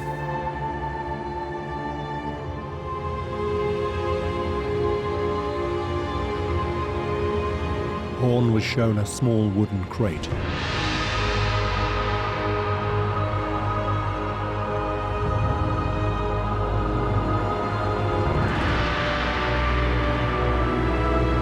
In it, unmistakable to Horn's expert eyes, was the Spear of Destiny.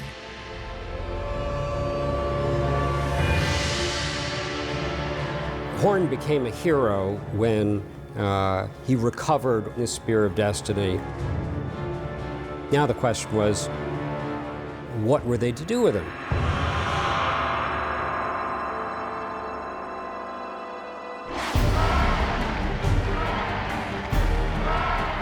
May 1945, the Allies declare victory over Hitler's Nazi regime. 6 years of war draws to a close. Hitler had committed suicide in his Berlin bunker.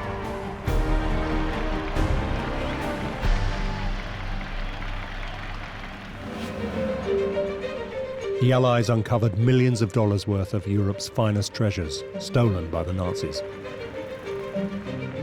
We know the Nazis looted, major museums. Major collections were brought wholesale in by train. Now began the task of returning these treasures to their rightful owners. Walter Horn had assumed the spear would be returned to Austria. The Spear of Destiny come from the Hofburg Museum in Vienna. This is where he fully thought they would be returned to. Patton had other ideas. It seemed that Patton, too, had become bewitched by the power of the Spear of Destiny. Patton said and openly declared that these relics, this Spear of Destiny, are not artwork. These are emblems of war, twisted by the Nazis to become symbols of the Third Reich. Patton was the type of man who very much would have liked the idea of the Spear of Destiny, in his back pocket and wanted to take it back to the United States. Perhaps he believed, as did Hitler, that, whoever possessed the spear would be invincible.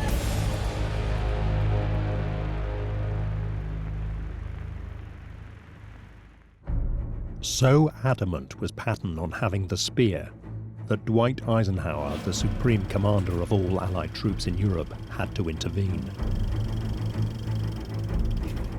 A huge argument broke out between these two iconic figures.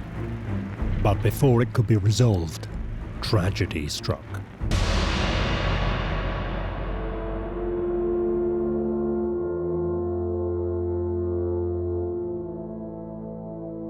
His car is hit by a lorry. He's virtually paralyzed. He's in hospital for a short period and then he dies. With Patton died the last obstacle to the spear returning home to Vienna.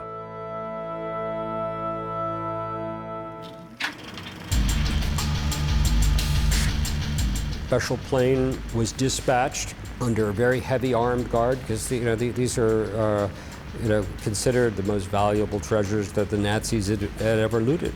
And there was a special return ceremony in Austria. And today, they're back in the museum, essentially in the same room, in the same part of the museum where they were when Hitler took them. But there remains one outstanding question. What was this item that Walter Horn had recovered and that so many people had fought and died for? Could it really be the spear that Charlemagne held, the very spear that pierced Christ's side?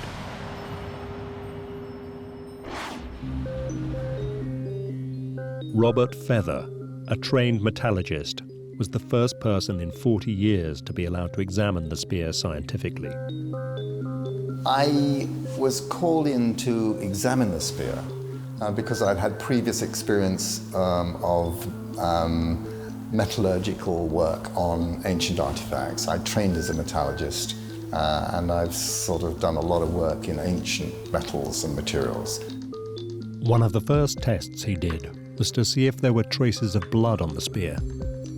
If it were Christ's blood, it would be the most staggering discovery of all time. I took swabs of the spear just in case there was any biological material. I mean, if it's a spear, it could have had some blood on it somewhere, and the remotest chance that some of it might be Jesus' blood just occurred. So I thought I'd better do it just in case. Is someone going to say, why didn't you? But no traces of blood could be found. Next, he did a series of non-destructive tests to uncover the age of the spear.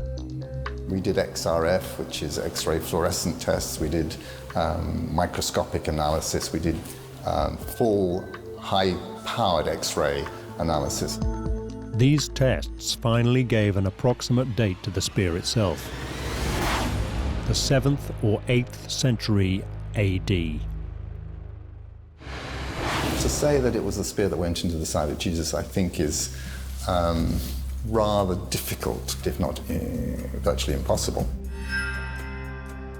It's impossible really to have had much contact with someone who had supposedly died 8 centuries before it was made. Science had proven that the Vienna lance was not the spear that had pierced the side of Christ. So does this mean it is worthless? Had thousands of lives been risked in pursuit of nothing more than a medieval forgery? After all, one uncomfortable fact, even for Hitler, was that it wasn't the only spear claiming to be the spear of destiny. The problem with the spear is that there are quite a few of them. I mean, I think there are at least 4. There are competitor spears in different places to the Vienna spear. There's one in Etzmiad in Armenia. It doesn't look very much like a spear, and it's more rather like a Roman bannerhead, but nevertheless they revere it. And there's another one in Poland, which is almost certainly a later middle-aged reproduction. There's another one in St. Peter's, in the Basilica of St. Peter's, which is said to be part of the spear that pierced the side of Jesus. But it seems that the spear Hitler coveted had a value that none of the others had. We know more about the early history of the Vienna spear than any of the others, and we can trace it certainly in written record back to the 8th century. That date is extremely significant. It was when Charlemagne, the first Holy Roman Emperor, was rising to power. This spear may not have been the spear which pierced Christ's side, but it was the spear held by the Holy Roman Emperors. There's no question that that spear was the one carried by the Holy Roman Emperors, and that this was the one passed on, throughout history, through tradition, and was the one that Hitler took. And Hitler had understood something else. It doesn't matter what something is. What matters is what people believe it to be.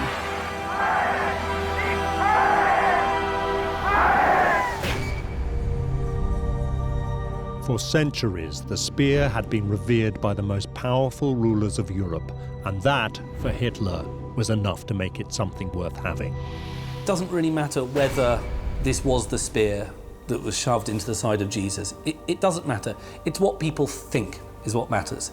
It's what people choose to believe. The fact that it doesn't date back to the crucifixion doesn't make it, to my mind, any less valuable, because what it represents in the larger sense is what's important.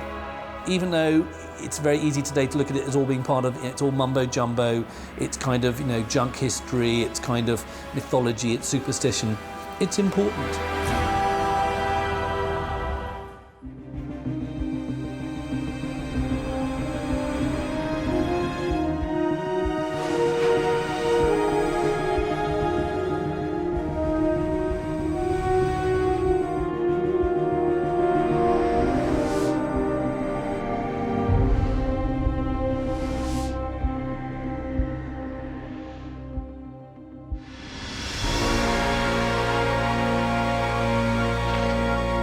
In 1924, a young girl found an extraordinary object deep in the jungles of Central America.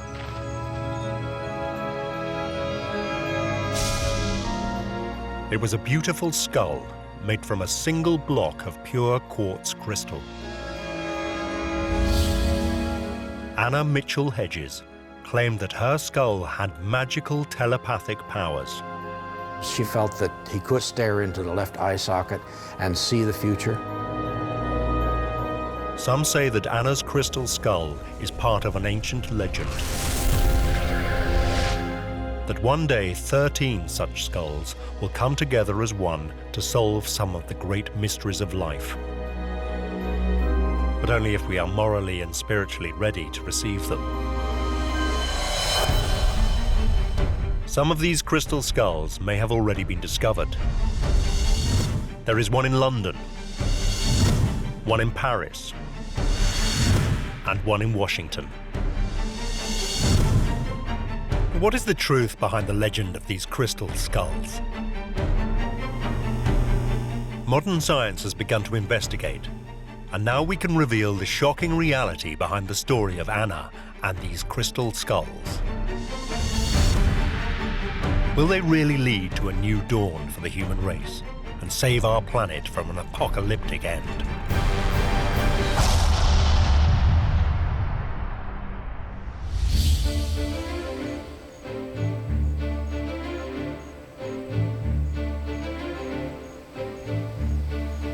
The story of Anna and the crystal skulls begins with Anna's adopted father, Frederick Albert Mitchell Hedges.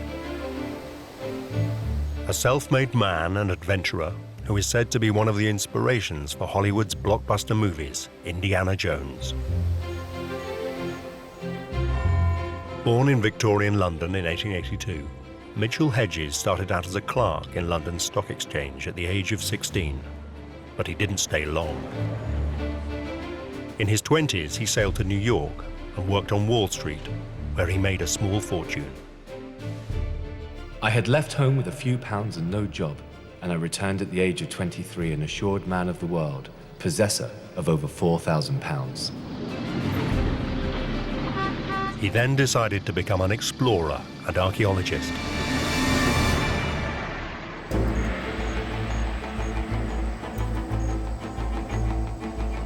Supported by rich girlfriends and various newspapers, Mitchell Hedges devoted his life to the exploration of Central America and the Caribbean coast.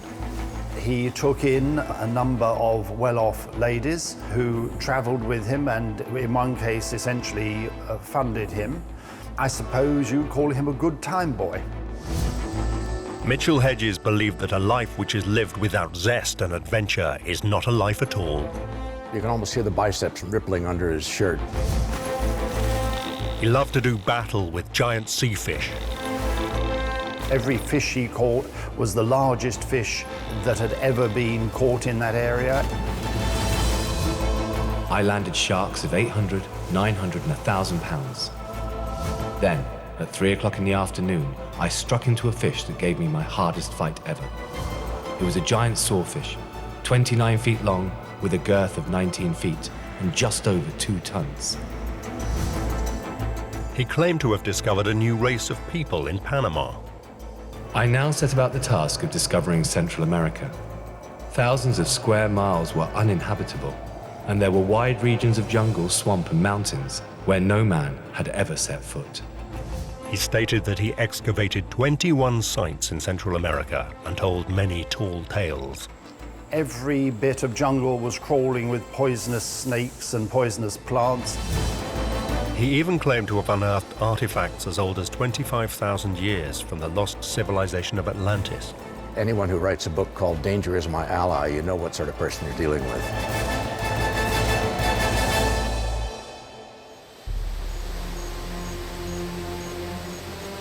But despite his bravado, Mitchell Hedges was keen to be taken seriously as an archaeologist. Mitchell Hedges certainly collected a lot of exotic archaeological material, some of which he illustrates in his books. I have given to the enrichment of the museums in England and the United States some thousands of ethnological, archaeological, and ichthyological specimens. Never have I accepted a penny from a museum or institution, either to finance my expeditions or in reward for my endeavors.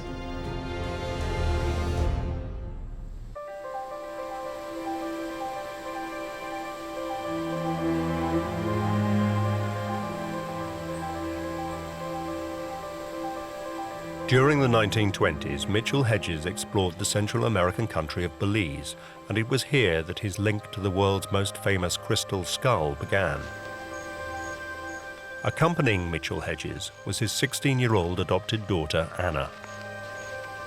Anna had lost both her parents by the age of 10.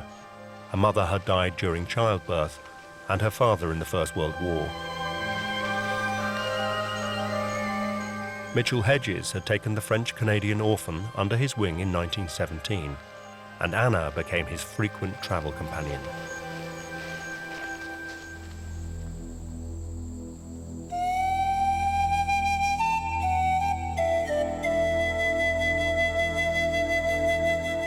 At this stage, they weren't looking for crystal skulls. Mitchell Hedges was determined to find one of the lost cities of the ancient Maya civilization deep inside the jungle. If we could find it, we hope to be able to add considerably to the knowledge of the Mayan civilization. The earliest traces of the Maya go back at least to 1500 BC and possibly as much as 2200 to 2500 BC.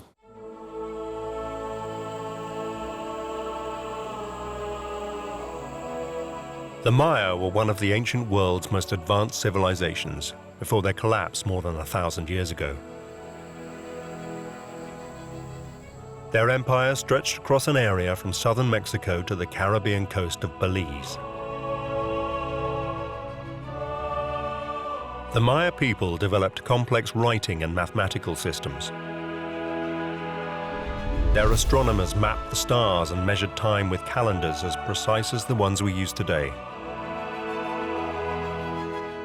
Great artists created fine sculptures, carvings, paintings, murals, pottery, textiles, and jewelry. They constructed monumental cities with intricate temples, plazas, aqueducts, roads, and pyramids.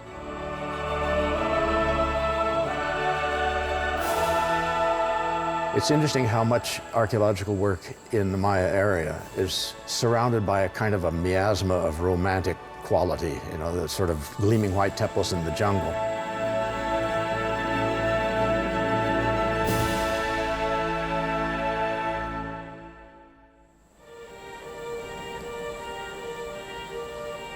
It was those gleaming white temples that Mitchell Hedges was now hoping to discover.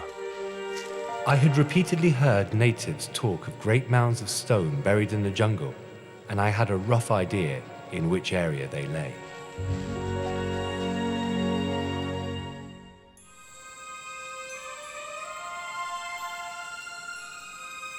Like her father, Anna would record their adventures together in great detail, and it's her accounts we largely rely on today.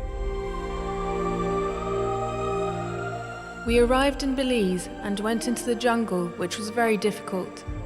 And my father stumbled upon a stone, and he shouted to the world, "We can't be far from this lost city."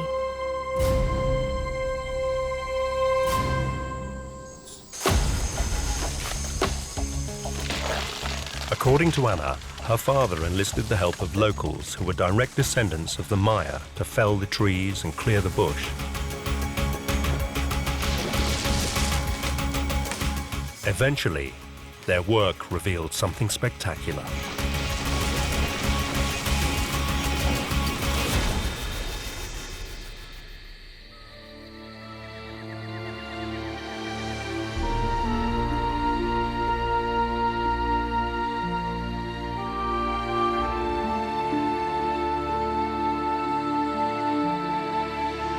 In the setting sun, the immensity of the ruins we had uncovered came home to us with overwhelming force. Slowly, the sky crimsoned, a red glow tinged the jungle and the desolate courtyards, the terraces, the pyramids of this great city, which we called Lubantun, the Maya word for the city of fallen stones. Lubantun's an absolutely fascinating Maya site. It sits on a dramatic ridgetop between two ravines, about 20 miles inland from the coast of Belize, and it consists of a series of courtyards and temples and palaces. It was founded about AD 700, and we know that it was abandoned by about AD 850.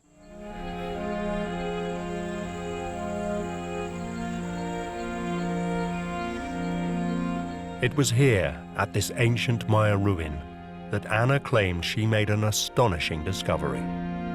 I was 16 when I spotted it. It was New Year's Day, 1st of January, 1924. I heard two of the Mayas say, if you go on top of that building, you'll have the most wonderful view. So I sneaked on top, and it was very dangerous. Something kept shining in my face. I moved 1 or 2 stones carefully. The sun was pouring on it. Way down below, through a crack, I could see something shining back at me. I got very excited.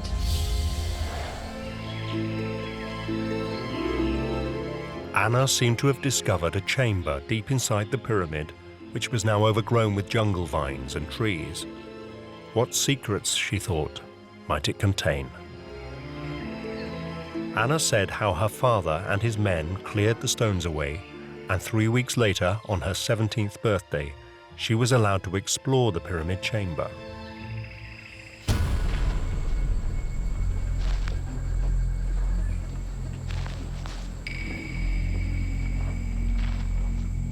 I had a light, and I was let down by 2 ropes around my body.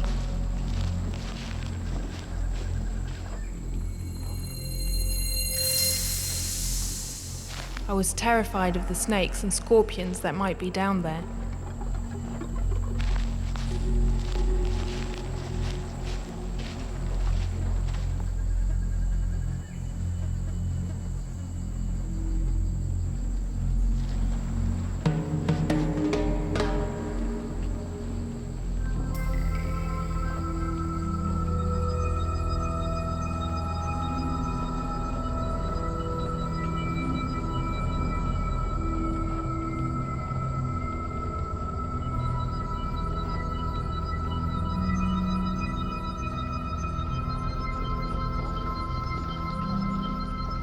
But then, through the gloom, I could see something in the light.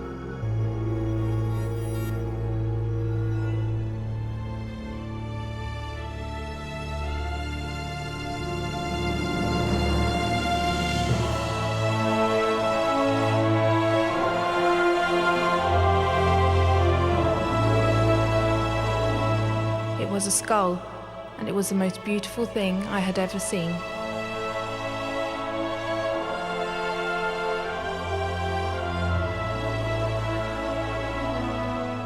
So I picked it up, wrapped it in my shirt so it wouldn't be hurt, and shouted to the men to pull me up as fast as they could.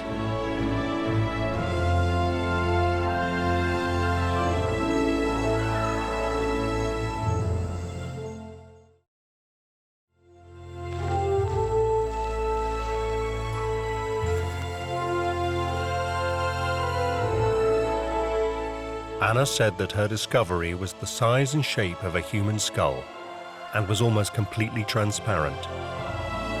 It appeared to be made of crystal and in perfect condition. According to Anna, her father took the skull from her hands and held it high in the air for all the Maya to see.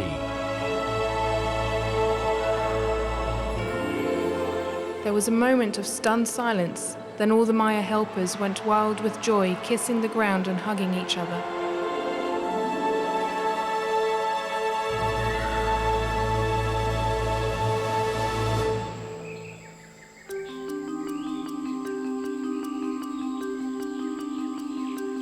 But was the skull a genuine Mayan treasure? And who had placed it deep inside the pyramid chamber? The answer, according to Anna, came 2 days later, when they were visited by a Maya elder from a neighboring village.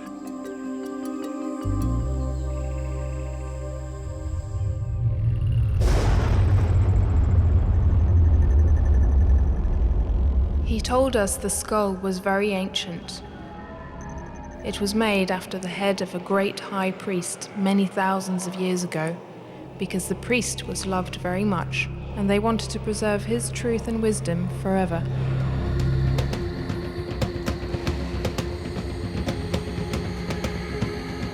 According to legend, it was used by the high priest of the Maya when he was performing esoteric rites. It is said that when he willed death with the help of the skull, death invariably followed. My father called it the Skull of Doom.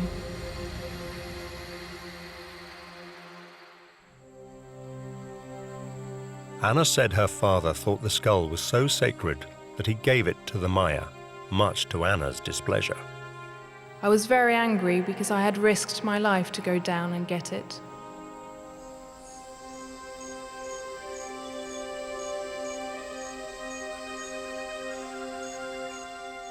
But when their excavations of Lubantun drew to a close, Anna said the Maya priests gave Mitchell Hedges the skull for all the good work he had done for their people.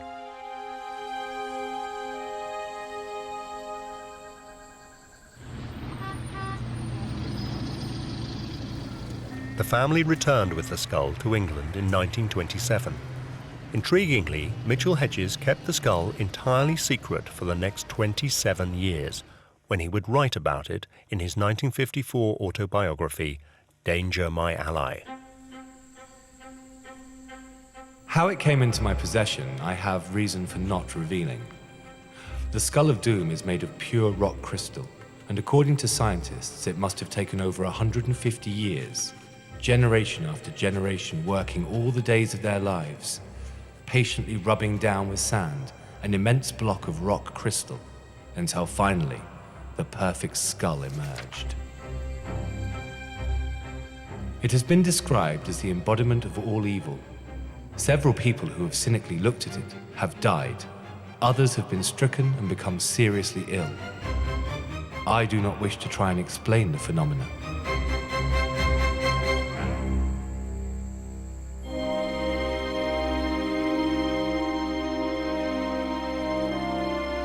Five years later, in 1959, Frederick Mitchell Hedges died of a stroke. No mention of the Skull of Doom appeared in his obituary in the Times, but Anna inherited it.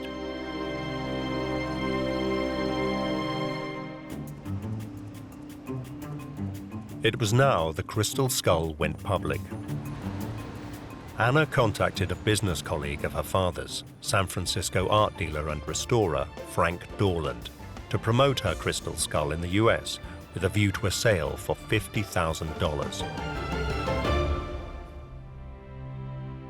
Dorland wrote to her in November 1963. The Skull of Doom, or perhaps more likely the Skull of Knowledge, as I have said many times before. I would like to handle this art treasure for you. We can launch a program about the skull and get your price.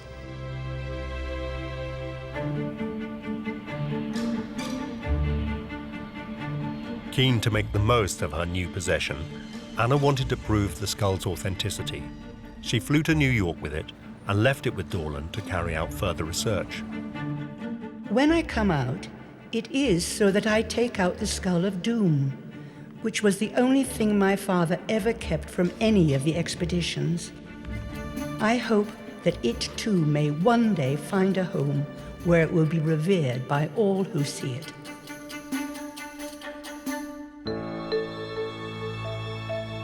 Dorland spent the next 6 years exploring the mystical properties of Anna's crystal skull. He worked with various psychics and allowed other people to visit him to experience the many powers he believed the skull possessed.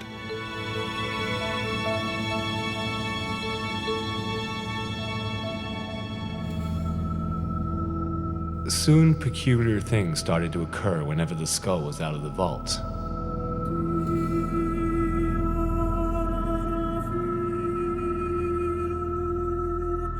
We noticed that when we were very quiet, we could hear soft voices and music.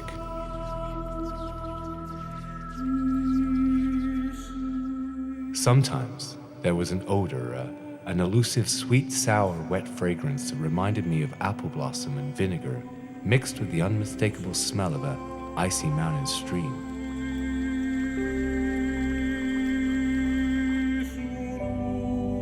If we put our hands close to the skull, we could feel a tingling like an electric current. And there were other times when we clearly saw shapes and shadows moving about inside it. Here was an inanimate object sitting on our research desk, singing to us. What was going on?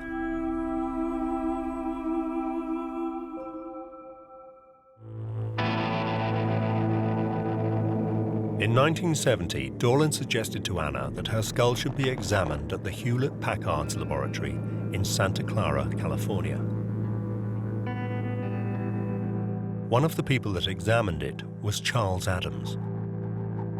They brought this in, and it was quite an amazing piece, very well crafted. Of course, we were all interested in something like that, being quartz people.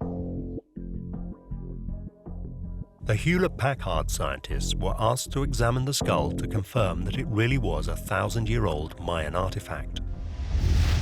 We determined that it was a single piece of quartz. It was very clear.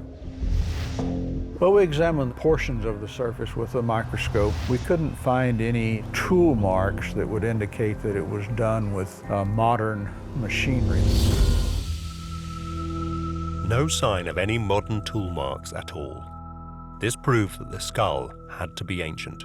It probably was done by hand over a very long period of time, probably more than one person's lifetime, where they take stones and rub them together and use sand and water to polish them out. That would seem to be the more likely way that this thing was built.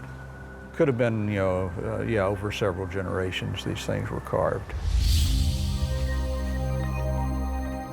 All this seemed to fit with what Mitchell Hedges had written about the skull in his autobiography, Danger, My Ally. It must have taken over 150 years, generation after generation working all the days of their lives, patiently rubbing down with sand an immense block of rock crystal, until finally the perfect skull emerged. But some scientists concluded something even more extraordinary.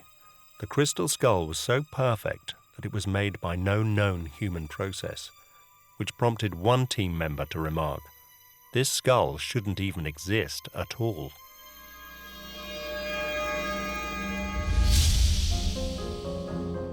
Now Anna asked the scientists to do something even more difficult. She wanted them to prove that her skull's mystical powers were real. The people who brought it in really wanted us to verify, mystical qualities of these things. And there's no way that, in science you can verify a mystical apparition, so to speak. And so we declined on that area of getting involved in any comments. Dorland, however, wrote a letter for Anna stating that it wards off the evil eye and carries protection from heaven.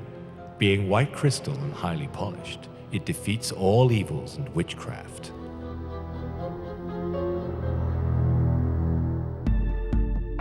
Now Anna appeared to have supporting evidence of her skull's mystical powers and proof that it was a genuine Maya artifact. the 63-year-old Anna Mitchell Hedges set about exploiting its potential.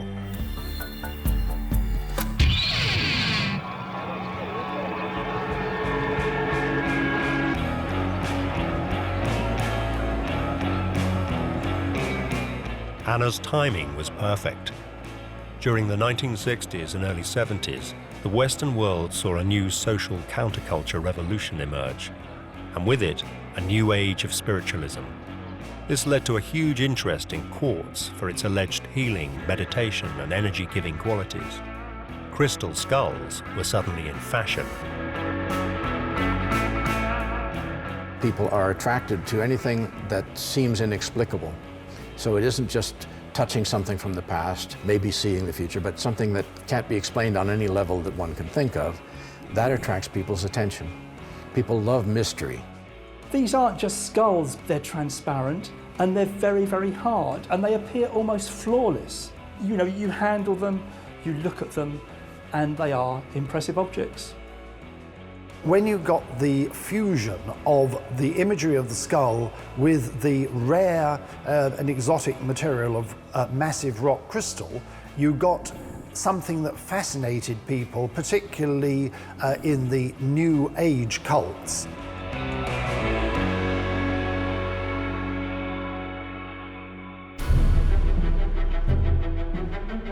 Over the next 30 years, Anna made the most of her skull's mystique and became a minor celebrity.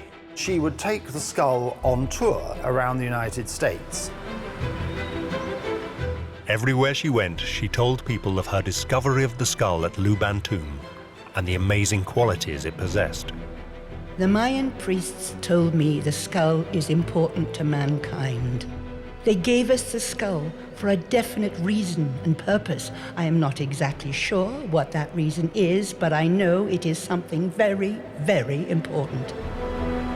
I lived 7 years with the Mayan people as a child and ate and slept the same way they slept on the earth. And once you have lived with people who are so down to nature, you've got to believe them. She would be preceded by a barrage of publicity to the local papers and television stations, which would be told that the rock crystal skull of doom was coming to town. Laugh at this, says the Maya legend simply, and you die. The owner is the explorer and the collector is Anna Mitchell Hedges. Well, do you believe that one? Yes, I do believe that, very much so. Because we've had quite a few accidents happen while we've had it. What sort of accidents are those? A cameraman who came to film it, and he laughed at it. And when he went to develop his film, the place blew up. And I still believe that the man is still running. She would rent a room in a local hotel, and the skull would be put on a black velvet-covered plinth with a spotlight on it, and she would then charge $5 for admission to look at it. She would allow people to touch it. In some cases, actually to lift it up and turn it round and look at it. Has nothing ever good come out from the skull of doom? Not to people who would laugh at it. But to me, it's always been very kind. In what way do you mean? Well, I love it because I first found it with my father, and it's my first little treasure that I found on my own, really.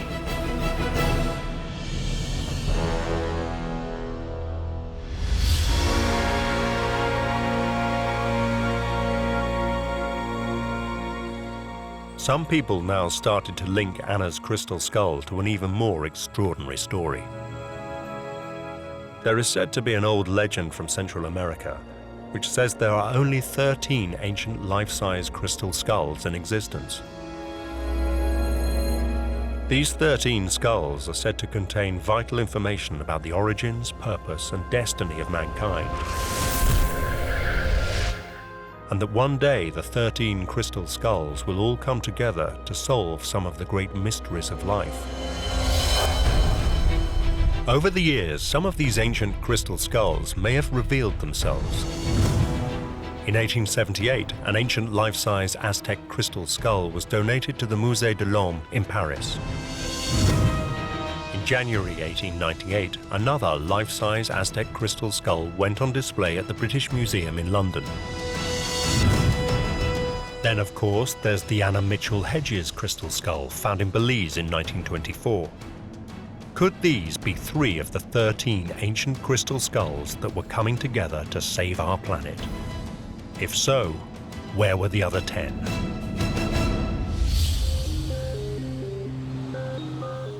Then, in 1992, something strange happened that would alter the world's entire perception of Anna Mitchell Hedges and the legends of the crystal skulls. An enormous skull, weighing over 30 pounds, turned up anonymously on the doorsteps of the Museum of American History in Washington, D.C. But this skull was accompanied only by an unsigned modern note. It said, "This Aztec crystal skull purported to be part of the former President of Mexico's collection and was purchased in Mexico in 1960. I am offering it to the Smithsonian without consideration." One of the curators there called me and asked me if I knew anything about crystal skulls. So I knew the British Museum had a skull, so I said, well, yes, a little. And he said, well, someone sent us one, and I don't know what to do with it. So I said, well, I'll take it. So he said, ooh, don't look it in the eye. They're cursed. So that was the beginning of my introduction to crystal skulls. Walsh discovered that human skulls and skull imagery featured in Aztec art and iconography and were often carved by Aztec and Maya engravers. But there was little mention of them using crystal for their skulls. She also noticed that the first crystal skulls only began to surface in public and private collections during the second half of the 19th century, and they were all associated with one person. What I discovered about the Paris Museum skull was that their collection had been purchased from a French dealer in the 19th century named Eugène Bobin. Bobin was an antique dealer obsessed with ancient Mexican artifacts. He first put on display an Aztec crystal skull in his shop in Paris in the 1870s. He hunted and excavated archaeological sites and sold what he uncovered. In 1878, Bobin's Aztec crystal skull ended up on display at the Musée de l'Homme in Paris. Walsh then discovered that another Aztec crystal skull had also appeared in Eugène Bobin's Paris shop. Bobin described this skull as a masterpiece of engraving and claimed it was unique in the world. In 1896, it was sold to the world-famous New York jewelers, Tiffany's, for the asking price of $900. The New York Times referred to the skull's sale as the highest-priced object in the largest sale ever held in this country. 10 years later, in 1897, that skull was on permanent display at the British Museum.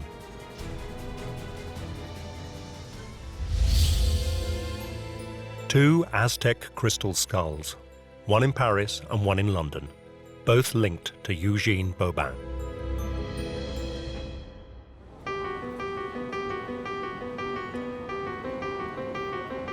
In 1996, intrigued by Walsh's discoveries, the British Museum decided to collaborate with the Smithsonian to determine the origin of both their skulls.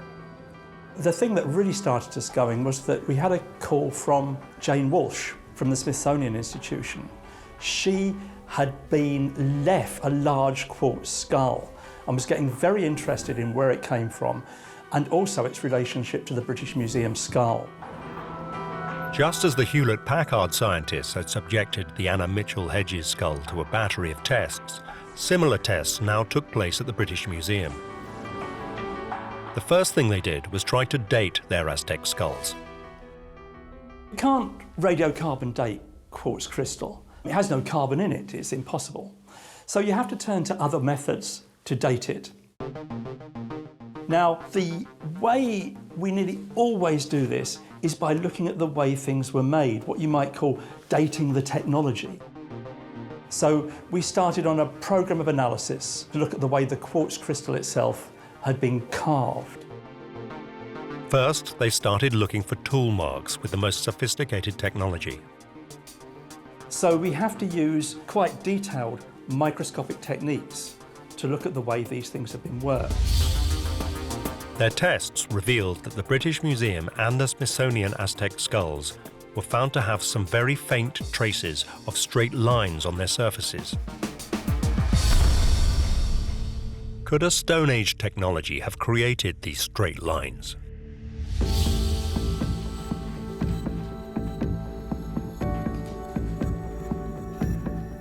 The scientists examined the surface tool markings on several Aztec rock crystal objects from well-documented excavations in Mexico.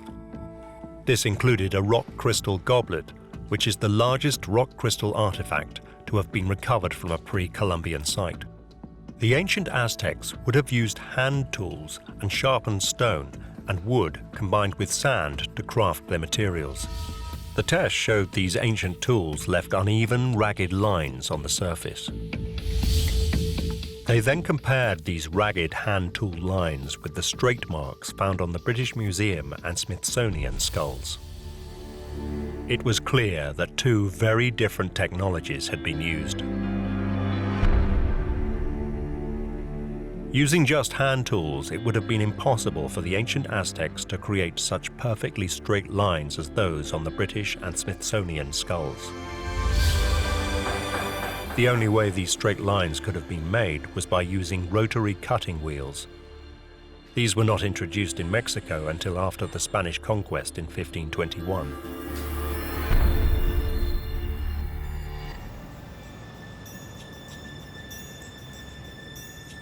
Further examinations of the two skulls were carried out under the powerful eyes of their scanning electron microscope. And the scientists made a shocking discovery. Both the London and Smithsonian crystal skulls showed clean rows in arcs across their surfaces. Only one type of tool could have done this, something with an industrial diamond head. Industrial diamond heads were first used in the 19th century. This meant the skulls could not have been made before then.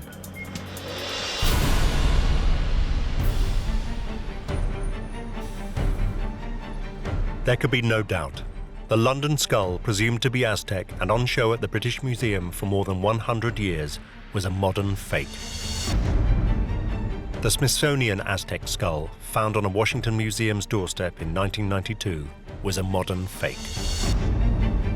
And the Paris crystal skull, labeled Aztec since 1878, also turned out to be a fake.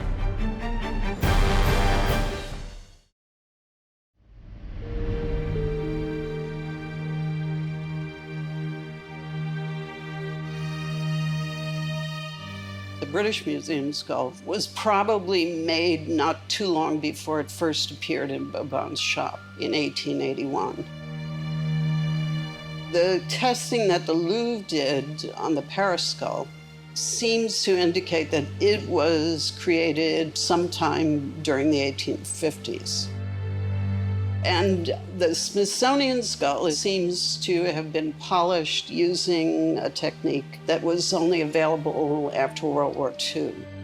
So it makes sense that it was probably made sometime in the 1950s. 3 fake skulls in London, Paris, and Washington. That only left the Anna Mitchell Hedges skull found in Belize in 1924.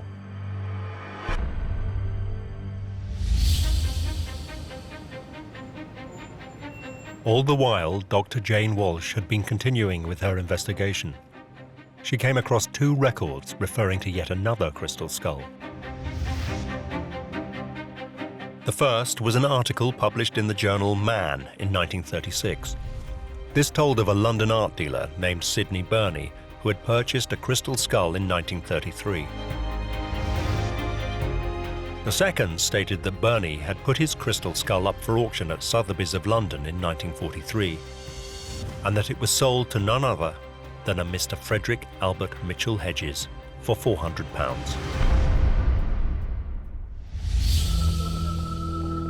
This was 20 years after Anna Mitchell Hedges had claimed she found her crystal skull in the ruins of Lubantoon. Anna immediately went on the defensive. According to her, there was a simple explanation. She had indeed found the skull in 1924, but in 1943, her father was experiencing some real hardship. Father was wanting to return to Lubantoon, but was short of money. Mr. Burney loaned Father money, and Father left the skull with him as security until he could redeem it. Then he heard that he had placed it in a sale room, and Father was livid. He paid Burney with interest and reclaimed the skull. But when Anna was asked if she had any records showing that the skull was owned by her father prior to Burney's acquisition, she said that all his papers had been lost during a cyclone.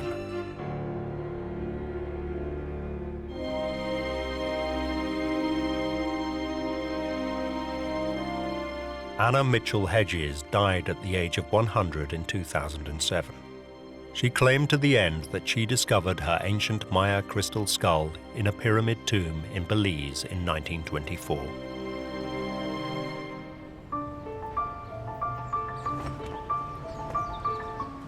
Only in 2008, after Anna had died, did Dr. Jane Walsh get her chance to examine the Mitchell Hedges skull at the Smithsonian Institute. The first time I saw the Mitchell Hedges skull was in my office as it was taken out of a velvet-covered container. And I was taken aback by the clarity of the crystal, the gleaming shine and polish of it. It really looked like a jewel. Technology had advanced greatly since the Hewlett-Packard lab tested the Mitchell Hedges skull back in 1970. We decided to try and examine it in as many ways as possible. So we arranged to have it CAT scanned. We X-rayed it. We took silicone molds of it. After an array of tests under a highly sophisticated scanning electron microscope, Walsh finally arrived at the truth. What we're looking at on the screen now is a mold I took from a 3,000-year-old pre-Columbian carving in jade. And it's clear that they're using a sharpened stone that can only go sort of back and forth. It's also a very soft polishing technique that's been used, with a lot of the indentations on the stone remaining unpolished. In contrast, this is some of the teeth from the Mitchell Hedges skull. You can see some very tiny wheels that have been used to make the indentations on the chewing surface of the teeth. In the final analysis, when we saw these images, there was simply no doubt in our mind that the Mitchell Hedges skull is the creation of a modern stone carver using diamond tools, very small drills and cutting wheels that simply could not and did not exist in pre-Columbian times. There could be no doubt. The Mitchell Hedges skull was a fake. Anna's story of finding it at Lubantoon on her 17th birthday in 1924 was simply not true.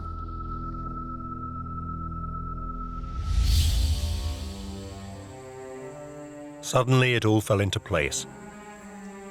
The reason why Frederick Mitchell Hedges never mentioned the crystal skull when he returned to England after his trip to Belize in the 1920s was because he didn't have it. Instead, he had bought the skull from Sidney Burney in 1943. He even wrote a letter to his brother in the same year telling him about it. You possibly saw in the papers that I acquired that amazing crystal skull that was formerly in the Sidney Burney collection. There is only one other in the world known like it, which is in the British Museum, and it is acknowledged to be not so fine as this. This revelation explains why Mitchell Hedges never mentioned in his 1954 autobiography, Danger, My Ally, a reference to his daughter finding the crystal skull in Belize in 1924. In fact, she wasn't even with him that year.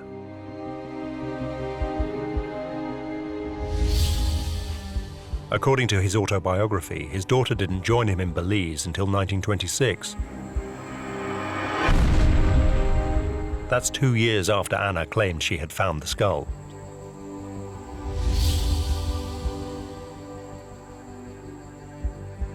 It has since emerged that there is no record of Anna ever visiting Belize until the 1980s. It was an extremely graphic account. One could easily believe that she had been standing there, and yet there's absolutely no evidence that she was there at all. So why did Anna invent such an extraordinary story? The answer may be quite simple.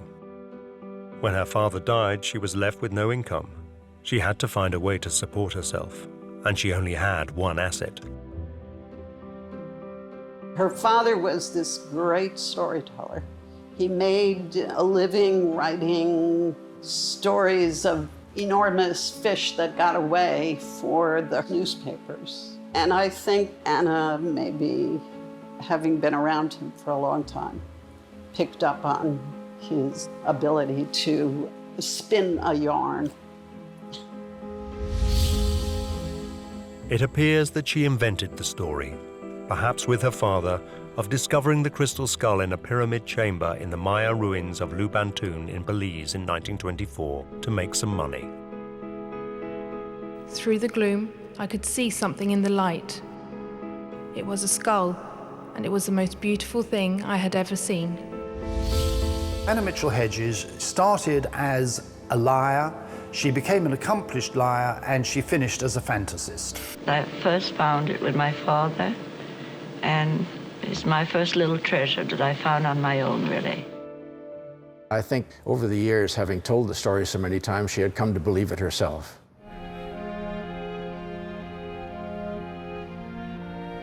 Anna managed to spin the yarn for more than 40 years, and most people who came to hear about the skull or had a chance to see it on her pay-per-view roadshow believed it was the genuine article.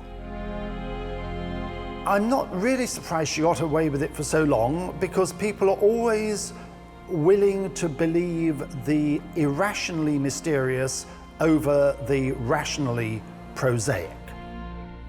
People love mystery, and they probably, as a result, greatly prefer things such as the crystal skull to the average archaeological presentation. They'd far rather that those objects were so mysterious that we couldn't say anything at all about them, that they fit, in other words, the pattern of the crystal skull.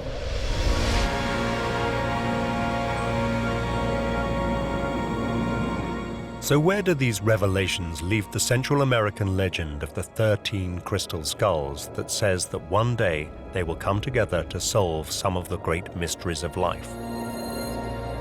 So far, all the famous crystal skulls have been shown to be modern fakes, probably made in Europe. And science has yet to find any convincing evidence that there ever was a Central American crystal skulls legend. There was no evidence for there being crystal skulls in any of the ancient American civilizations. In fact, the Maya didn't really have rock crystal at all. It's not a native material to the Maya area, so archaeology ignored the stories because they seemed irrelevant. The fact that the legend seems to be a modern invention won't stop many people believing that there are 13 ancient crystal skulls still out there, and that one day they will all come together as one to save our planet.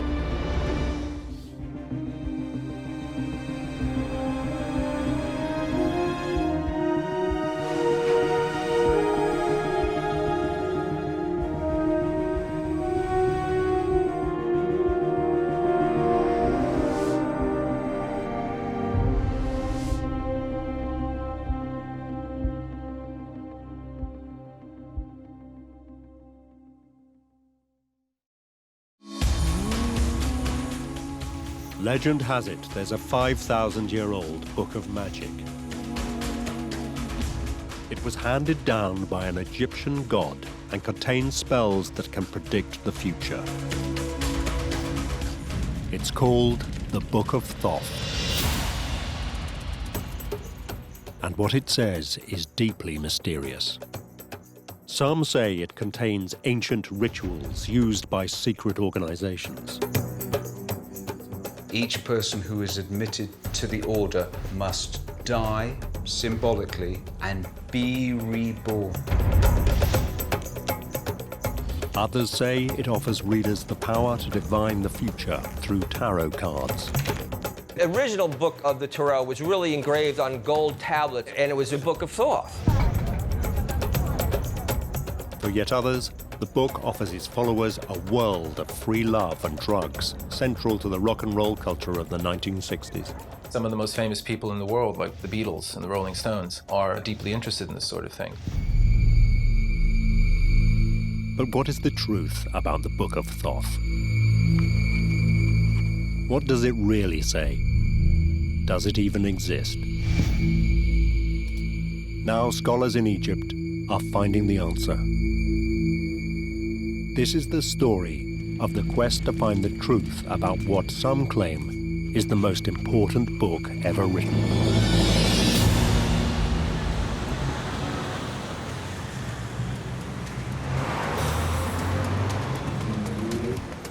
Central London. Among the hustle and bustle are bookshops specializing in the occult and esoteric. They sell everything from books on ancient wisdom to magic charms. But one of the most common images is that of an ancient Egyptian god.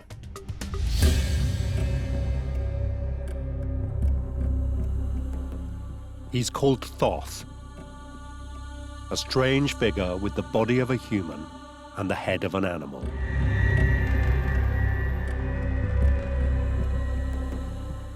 And on the shelves are copies of his book, the so-called Book of Thoth. 5,000 years after the books of Thoth were originally composed, they are still beguiling modern people. I get asked to talk at conferences where the imagery above the stage, on the name cards, is a figure of Thoth. So who was Thoth? And why does a text from an age dating back to the pyramids exercise such a pull, even today? The answer lies in a tangled tale that started over 2,000 miles away in North Africa.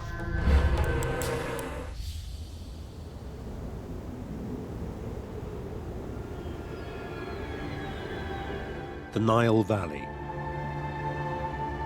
For years, at sites across Egypt, archaeologists have been uncovering what is probably the greatest civilization of the ancient world.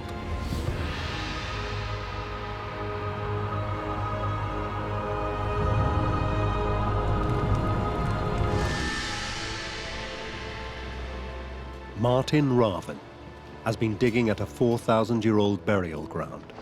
We have uncovered this vast necropolis full of tombs with beautiful paintings, wall reliefs, inscriptions. Digs like this have revealed that ancient Egypt had a sophisticated culture, a complex belief system, and a pantheon of gods. One of the most important was Thoth. He appears as a human body with the head of an ibis, or as the figure of a baboon. Ancient Egyptian gods were invisible, but if they wanted to manifest themselves to our poor eyes, they needed a bodily form. Many gods had a sacred animal that was thought to be connected with them. The baboon, a monkey, looks very wise sometimes, very human-like. He must have deep thoughts. So he was connected with the god Thoth. The other sacred animal is the ibis. He's very quiet. He walks through the marshes, through the mud, but he looks as if he also has very deep thought. To the ancient Egyptians, Thoth was a god with exceptional powers. Thoth was the secretary of the gods. He noted down what they decided. So he became the god of wisdom, sometimes also the god of healing, and the god of magic.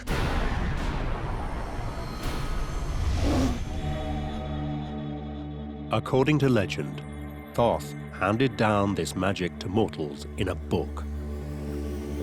It was said to grant its readers amazing powers. Ancient Egyptian literature has it that the Book of Thoth contains esoteric or magic wisdom, secret wisdom, that would allow an individual to communicate with the gods, talk to animals, to access the afterlife, these kinds of things. There's a wonderful story about a very important magician who found out where this Book of Thoth is kept, and he appropriates it.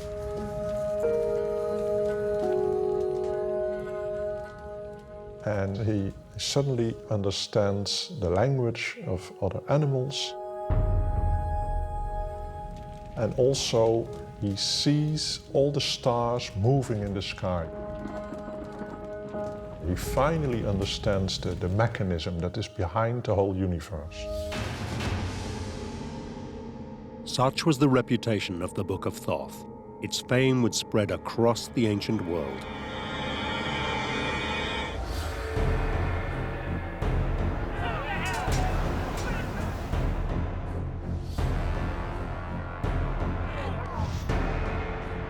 In the 3rd century BC, the warrior king Alexander the Great invaded Egypt. The Greek occupiers were amazed by what they found. They were overawed by this ancient civilization with wonderful buildings, the pyramids, statuary, all of the fabulous stuff that we see today, but then it was in its full glory.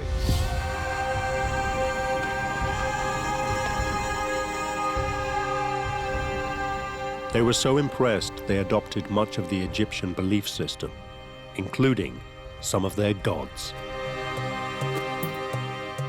One of them was Thoth. The Greeks already had a figure of Hermes, who they believed to be the god who was the patron of what we would call science. He was the inventor of writing. So they came across the figure of Thoth, who the Egyptians believed was also the inventor of all the mathematics, the geometry, which had enabled them to build the pyramids. So the Greeks associated their figure of Hermes with the figure of Thoth from ancient Egypt. The Greeks declared that Thoth and Hermes were the same god.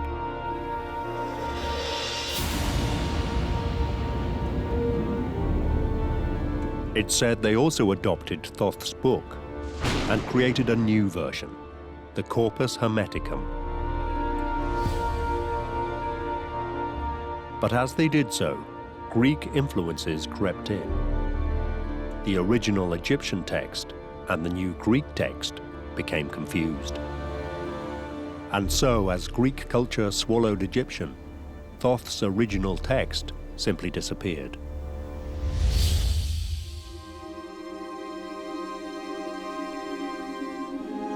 One legend relates that a last copy of the original book was buried alongside the inquisitive Egyptian magician who'd read it and discovered the secrets of the stars. But whatever the truth, the original Egyptian Book of Thoth was lost, replaced by a new Greek version.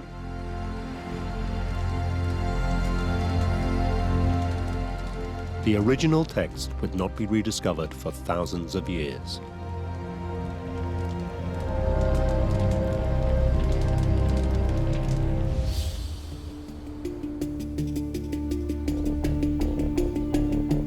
The Greeks were followed by the Romans. The wisdom of the Corpus Hermeticum was absorbed into early Roman culture. But then came a momentous change.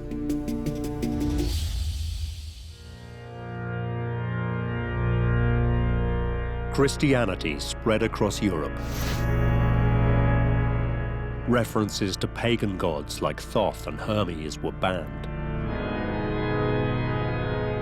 The Greek version of the Book of Thoth was suppressed.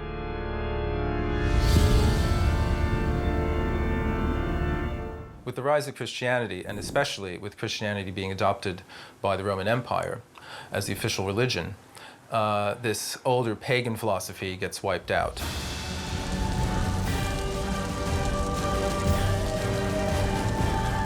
Those who advocated pagan ideas were burnt at the stake or broken on the wheel.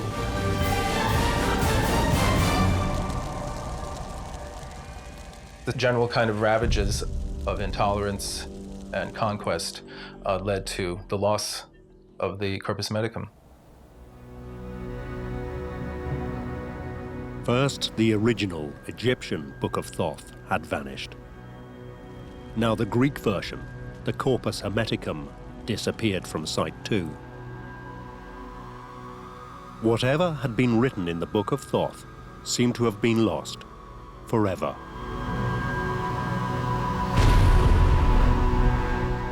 But then there was another revolution in Western thinking.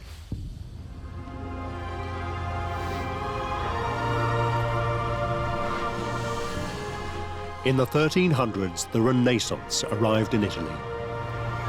It was a time of intellectual ferment and questioning. New ideas were born, and old ones rediscovered. They included the wisdom of classical Greece and Egypt. The very word Renaissance means rebirth, and its first use of it that we find in the 1400s is somebody who says, I seem to see in this new learning the rebirth of the ancient culture. With it came a renewed interest in pre-Christian ideas. If you think of Botticelli's paintings, for example, of Venus and Mars, or the birth of Venus,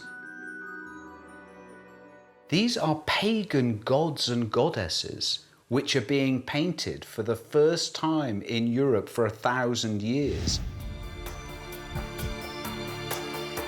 This new interest in the wisdom of the past included the rediscovery of the Greek version of the Book of Thoth, the Corpus Hermeticum. To the Christian culture of the time, it was an explosive find.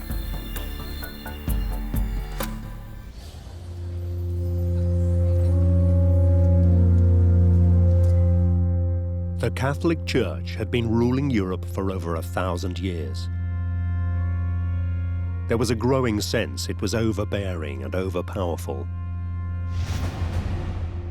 The institutions had become terribly corrupt. The office of the Pope had been thoroughly discredited, indulgence were being bought and sold. The Church had fallen into a very low respect by even the common people.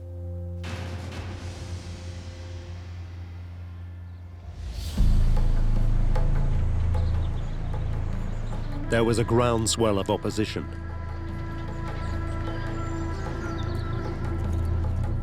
People began to look back to classical Egypt and Greece for alternative religious inspiration.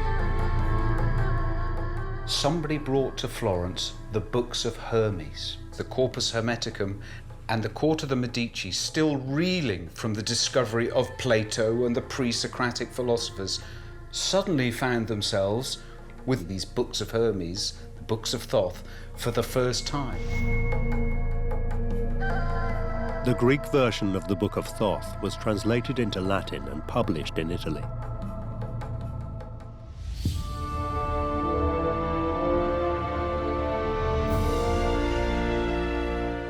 It becomes one of the most influential books of the time. It goes into several printings over the next century and a half. It may not have been the original Egyptian text, but it spread through the Renaissance world on a wave of optimism.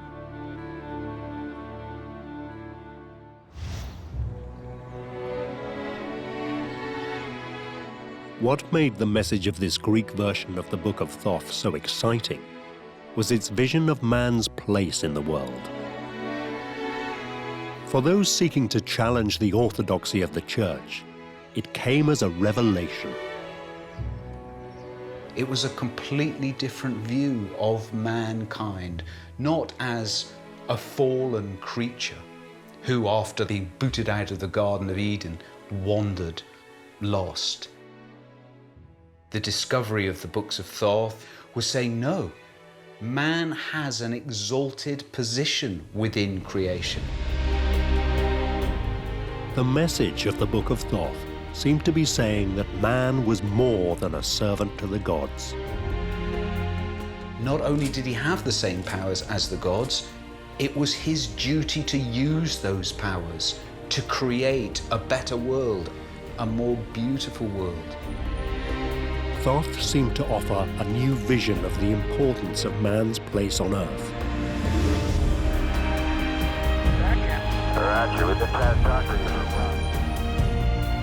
In the books of Thoth, it says that man is halfway between the angels and the animals and has a very special role. He is a co-creator with God, and he must create objects of beauty just as God has created objects of beauty.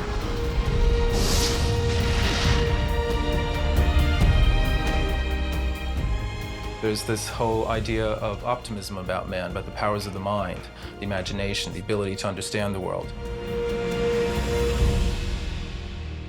To many people, the Book of Thoth seemed to offer an intensely attractive vision of mankind.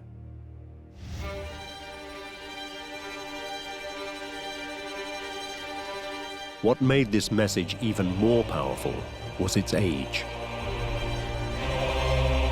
It seemed to come from a purer time, before the Church had been corrupted.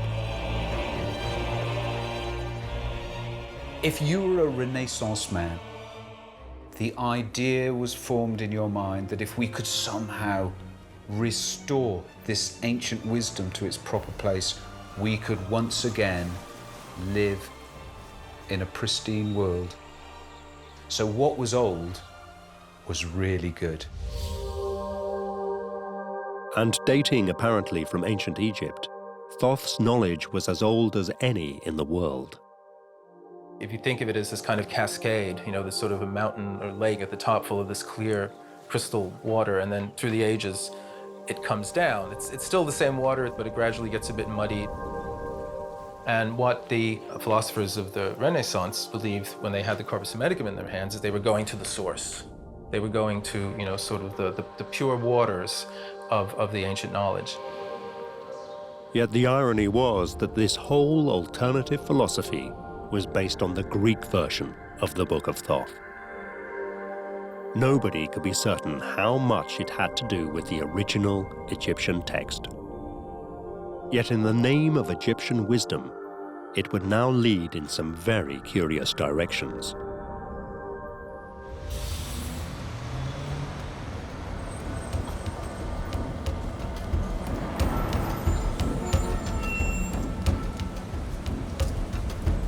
In the early 1700s, the first Grand Masonic Lodge was established in London. It would grow into the most powerful and successful secret society of all time. An organization of politicians and presidents, business and civic leaders.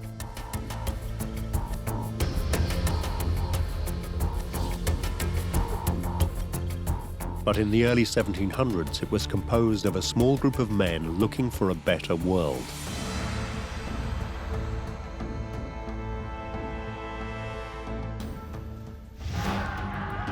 It was a time of war and intolerance.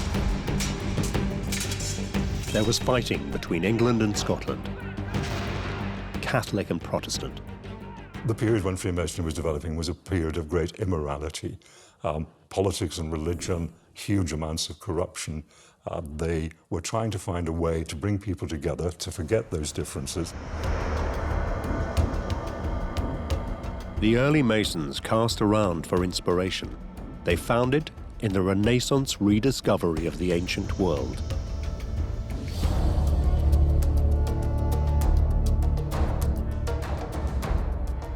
We may not be able to trace the historical linkages directly, but we can say that the rituals and the foundation purpose of Freemasonry stretches right back into ancient Egypt. Like Renaissance man before him, the early Masons were beguiled by Thoth's can-do vision of mankind. The classical world in Egypt was seen as the start of real civilization, where things like science, like mathematics, mathematics being the foundation of building, the Masons then saw that as the foundation of the art that they grew out of. So there's a huge reverence for anything from classical times and from ancient Egypt. To mark this reverence, the Masons adopted Egyptian images. You suddenly get the importation of sphinxes, pyramids, anything to do with Egypt.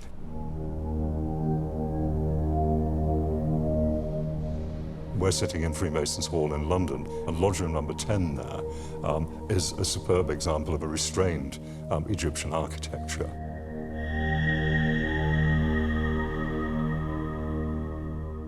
They got copies of the Egyptian Book of the Dead, and the walls of their temples are decorated with those, with Egyptian pillars, with lotus work. Most significantly, the Masons focused on one particular part of the Corpus Hermeticum. It was a ritual every Mason would have to go through. It came, they believed, straight from ancient Egypt. It was the ritual of rebirth.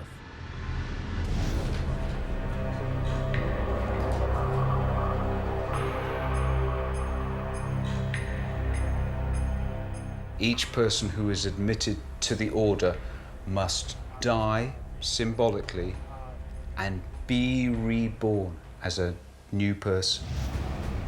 And this idea of rebirth, it's central to the books of Thoth, to the Corpus Hermeticum.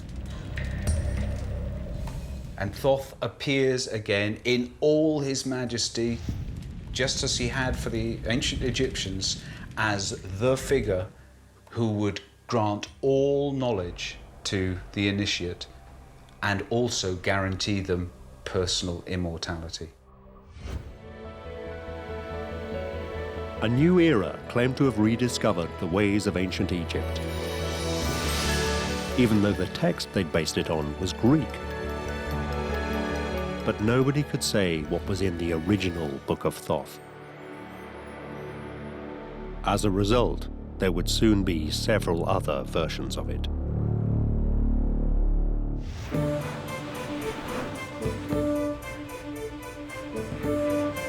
Paris, the late 1700s. As Freemasonry was spreading through Europe, something new was stirring in France. Antoine Coeur de Gébelin was a French-Swiss writer and thinker.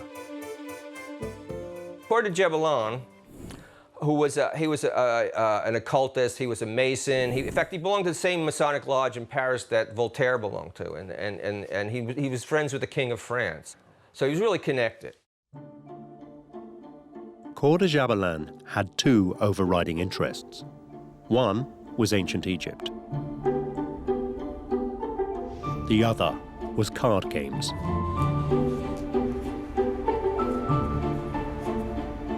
Cards were a popular pastime. Many were illustrated with mythical or popular figures and events. They were used to play a game called tarot, the 18th century equivalent of rummy or bridge. In the mid-1700s, Coeur de Gébelin put his two interests together. thumbing through a deck of tarot cards, he came to a startling conclusion. So he starts looking through the deck and he goes, wow, this is based on Hermetic philosophy. And then he starts looking through the cards and he starts realizing that they all seem to be about the most important book in the world, the book of knowledge, the book of Thoth. It was just disguised as a common deck of cards. Coeur de Jabelin's theory that the cards were the original Book of Thoth was not as strange as it appears. He knew that the Egyptians would have used hieroglyphics to write the Book of Thoth. Hieroglyphics are pictures, so are tarot cards. It therefore made sense to him that the original Egyptian wisdom of the Book of Thoth could have once been represented by pictures on cards. It just needed somebody with the insight of Coeur de Jabelin to discover it. So here we had this set of cards that were in pictures, but this could actually be this hieroglyphic book. So this could be the Book of Thoth. In 1733, Coeur de Jabelin announced his conclusions in a new book. It made the entirely novel claim that the Book of Thoth, lost for 5,000 years, was actually a pack of cards. He even claimed the word tarot derived from ancient Egypt. He said that the word tarot, he felt was an Egyptian word, which proved that the tarot was Egyptian. And he said that it was the Egyptian word tar-ra, which meant the royal road, being the royal road to knowledge, suggesting that it was the Book of Thoth. It didn't seem to matter at the time that nobody could read Egyptian hieroglyphics. Coeur de Jabelin believed he'd stumbled on a profound truth and discovered the original Egyptian Book of Thoth. His book would generate widespread interest.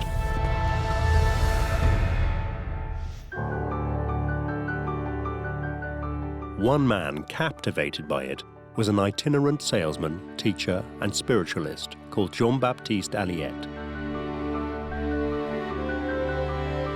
For years, he'd been dabbling in the occult. He now took Coeur de Jabelin's idea and turned it into his own. He published a subtly different set of tarot cards. He called them the Atella Tarot. Alliette basically called himself Atea for magical reasons, and all it was his last name spelled backwards.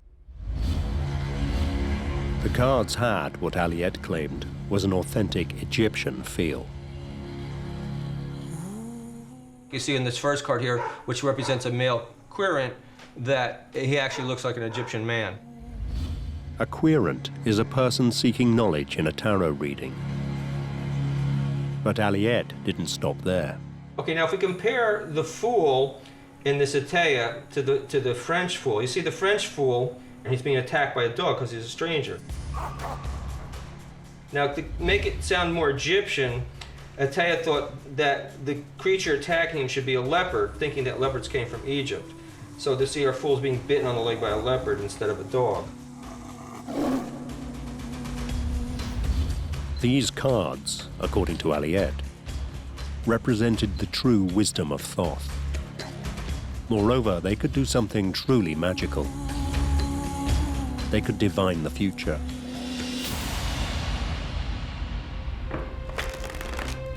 In 1788, Alliette formed a Society for the Interpretation of the Book of Thoth. It was a society dedicated to the reading of his tarot cards.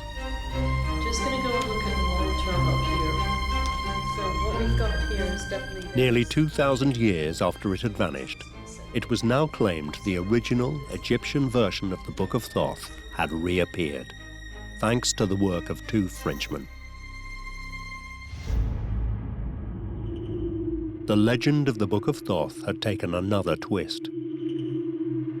But there would soon be yet another version of the book.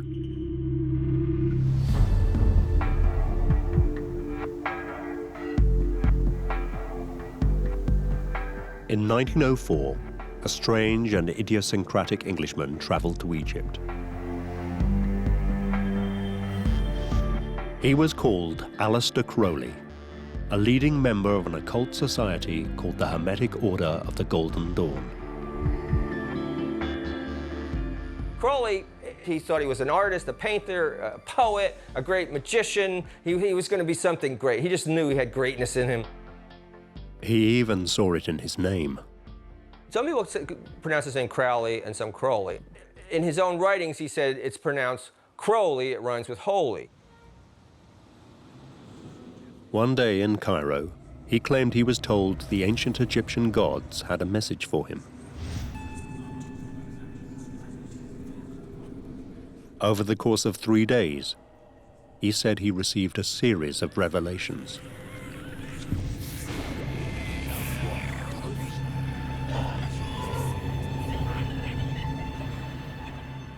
He sat in his study at his desk with his writing materials, and then this being came in that was sort of like transparent, and came and stood behind him over his shoulder, over his left shoulder, and dictated to him what to write, and he just wrote it down. Crowley had no doubt who was speaking to him. Basically, this is message coming from Thoth.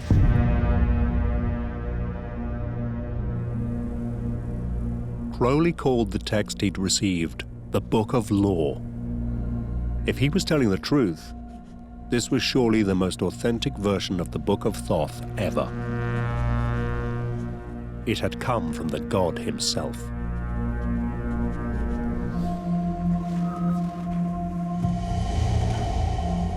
Crowley described it as a gospel for a new age. His version of the Book of Thoth consisted of a series of tenets. So line 3 says, every man and every woman is a star. And so now he's saying that we're all like stars. You see, we don't need one central being to give us direction, that we each can find our own direction. To this end, Crowley argued the most important tenet of his new Book of Thoth was do as thou will shall be the whole law.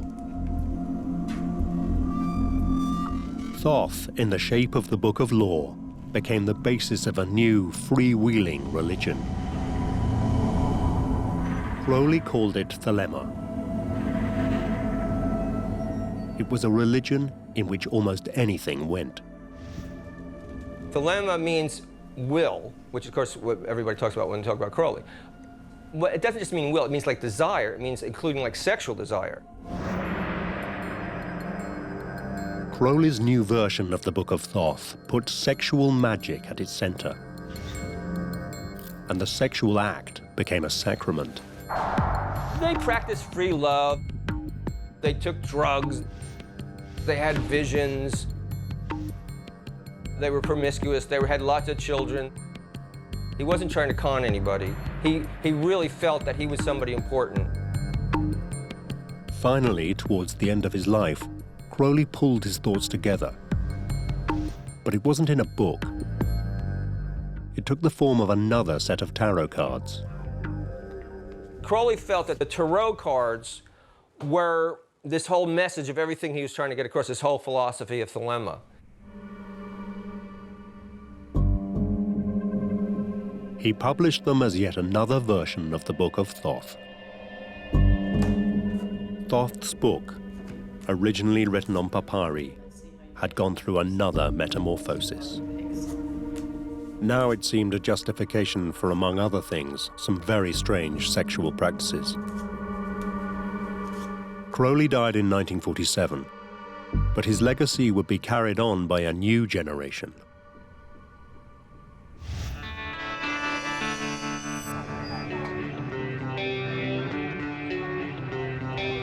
(1960s) Britain. Crowley's version of Thoth was adopted by the rock and roll counterculture. His face even appeared on the cover of the Beatles' Sgt. Pepper album. A decade later, one man fascinated by it was Gary Latchman, bass player with the 1970s new wave band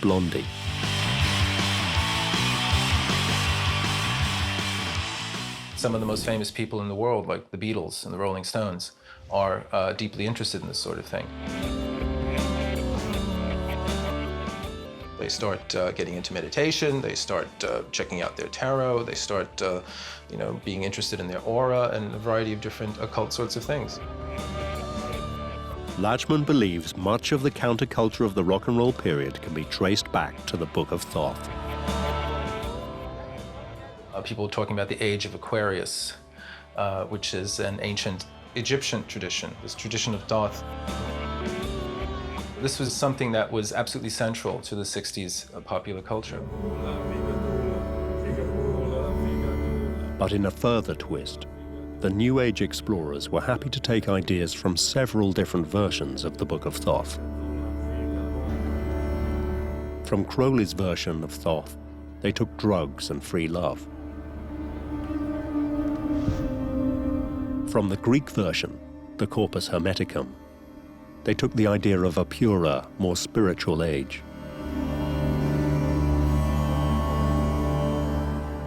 I believe the enduring attraction of the figure of the god Thoth, the philosophy associated with him, the ideas, is that it is this intuitive sense we have that life is deeper and more complex and stranger than what the official accounts tell us, whether that be science or the church.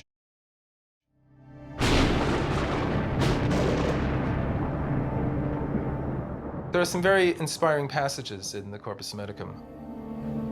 Grow to immeasurable size, be free from every body, transcend all time, suppose nothing to be impossible for yourself. Consider yourself immortal and able to understand everything. Now, what strikes me as wonderful about that passage and many others in the Corpus Hermeticum is that it's showing us the potential of our own consciousness. It's showing us the potential of our own minds and spirits. The meaning of what had once been the Egyptian Book of Thoth was now utterly confused. There were now 4 possible versions of Thoth's book and its magic.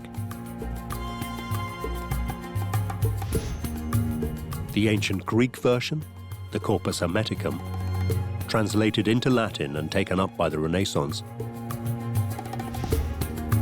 Aliette's 18th century version, a pack of tarot cards claiming to authentically represent the Egyptian hieroglyphic text. Crowley's sexually licentious version, a deck of tarot cards coming, it was said, in a message from Thoth. And a 1960s version which mixed several of the earlier versions and came up with something different yet again.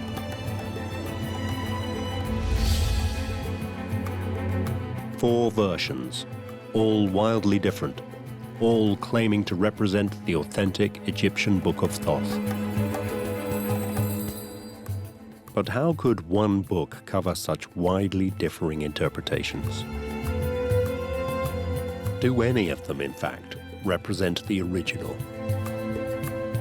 Recent discoveries mean that today, for the first time, it may be possible to uncover the real truth about the Book of Thoth.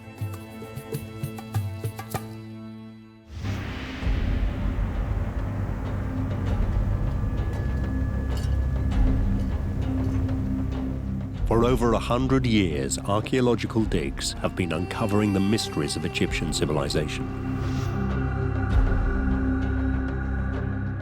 Among them are thousands of texts written on pieces of papyri. If there is a real Book of Thoth, this would be the place to find it. But the papyri haven't given up their secrets easily. They're written in two different Egyptian scripts, some in hieroglyphics, some in a variation known as Demotic. For centuries, no one could read either script. They were only finally cracked in the mid-1800s, with the help of one of the most extraordinary objects ever found.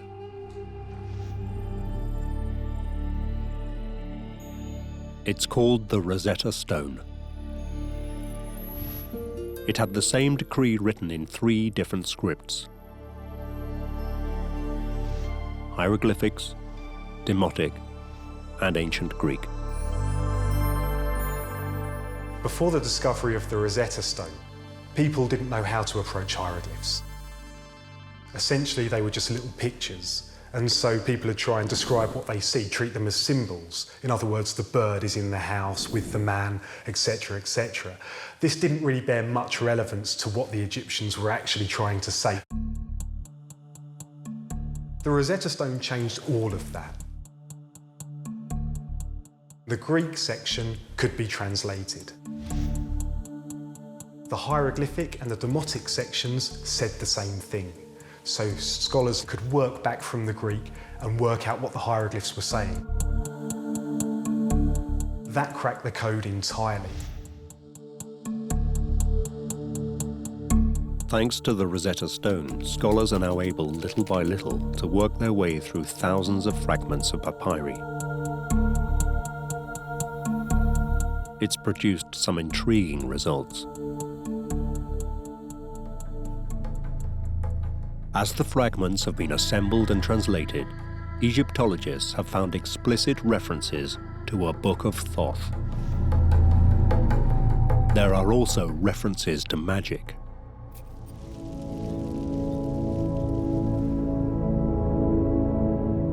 But it's not magic as we usually understand it.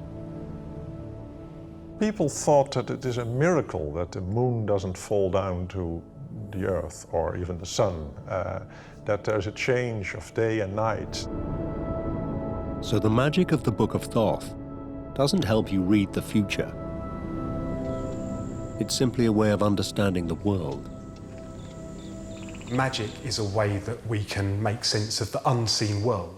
So things like the seasons rolling, day turning to night and back to day again, illnesses as well, all of these things that you can't really pinpoint a cause for.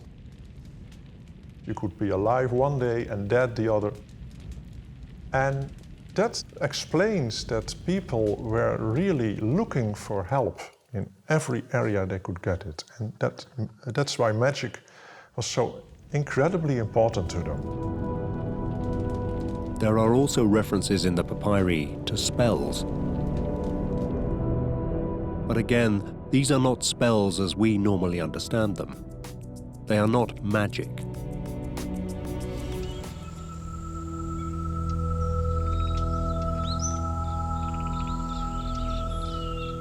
A spell catalogued by Egyptologists as Spell 15 reads, "May he grant that I see the sun disk and behold the moon unceasing every day."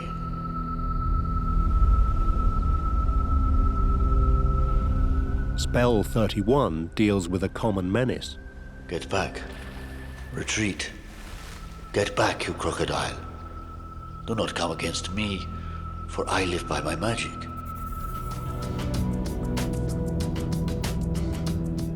So these are not spells designed to perform extraordinary deeds. They're more like prayers.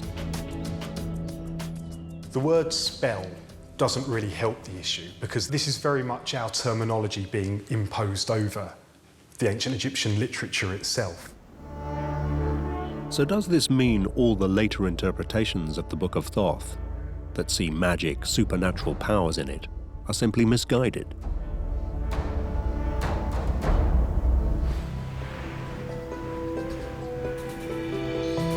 Gradually, it's becoming clearer what the Book of Thoth is, and what it isn't. There are references to man being halfway to a god, as the Renaissance believed. And there are references to the Masonic ritual of death and rebirth. These clues suggest the Greek Corpus Hermeticum did contain some of the original Egyptian thinking. But there are no references in any of the papyri to tarot or images of the tarot cards. There are no references to Crowley's notion of free will or his promotion of sexual promiscuity. And there is nothing about the rituals of New Age mysticism. All these are complete fabrications. But there is something else in the papyri that's much more significant.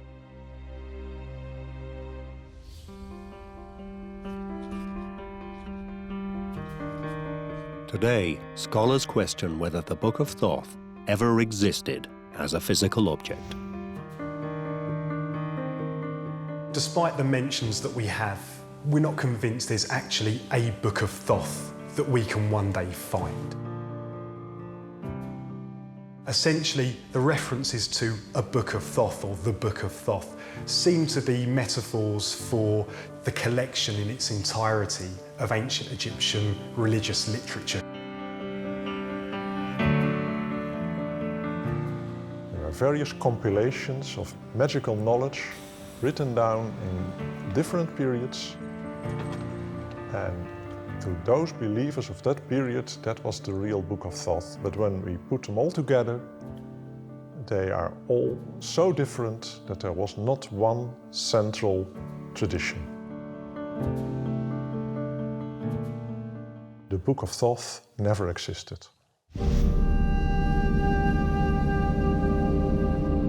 So does that mean the legend of Thoth and his magic book will disappear? It seems unlikely. In 2002, a BBC poll named Crowley the 73rd most influential Briton ever. And a new generation is adding to the legends of ancient Egypt. New films and video games draw on ancient Egypt. And even if there is no Book of Thoth, that won't stop a new generation believing in it. The 5,000-year-old legend of Thoth and his magic is still a force to be conjured with. There are secret societies, even today, who still hold Thoth to be the archetypal mystagogue, the person, the god, who will lead you into the arcane mysteries of consciousness. It's very, very strange, but Thoth seems to have something to say to every century. He became a central figure for people who believe there is more in this world than can be explained by science.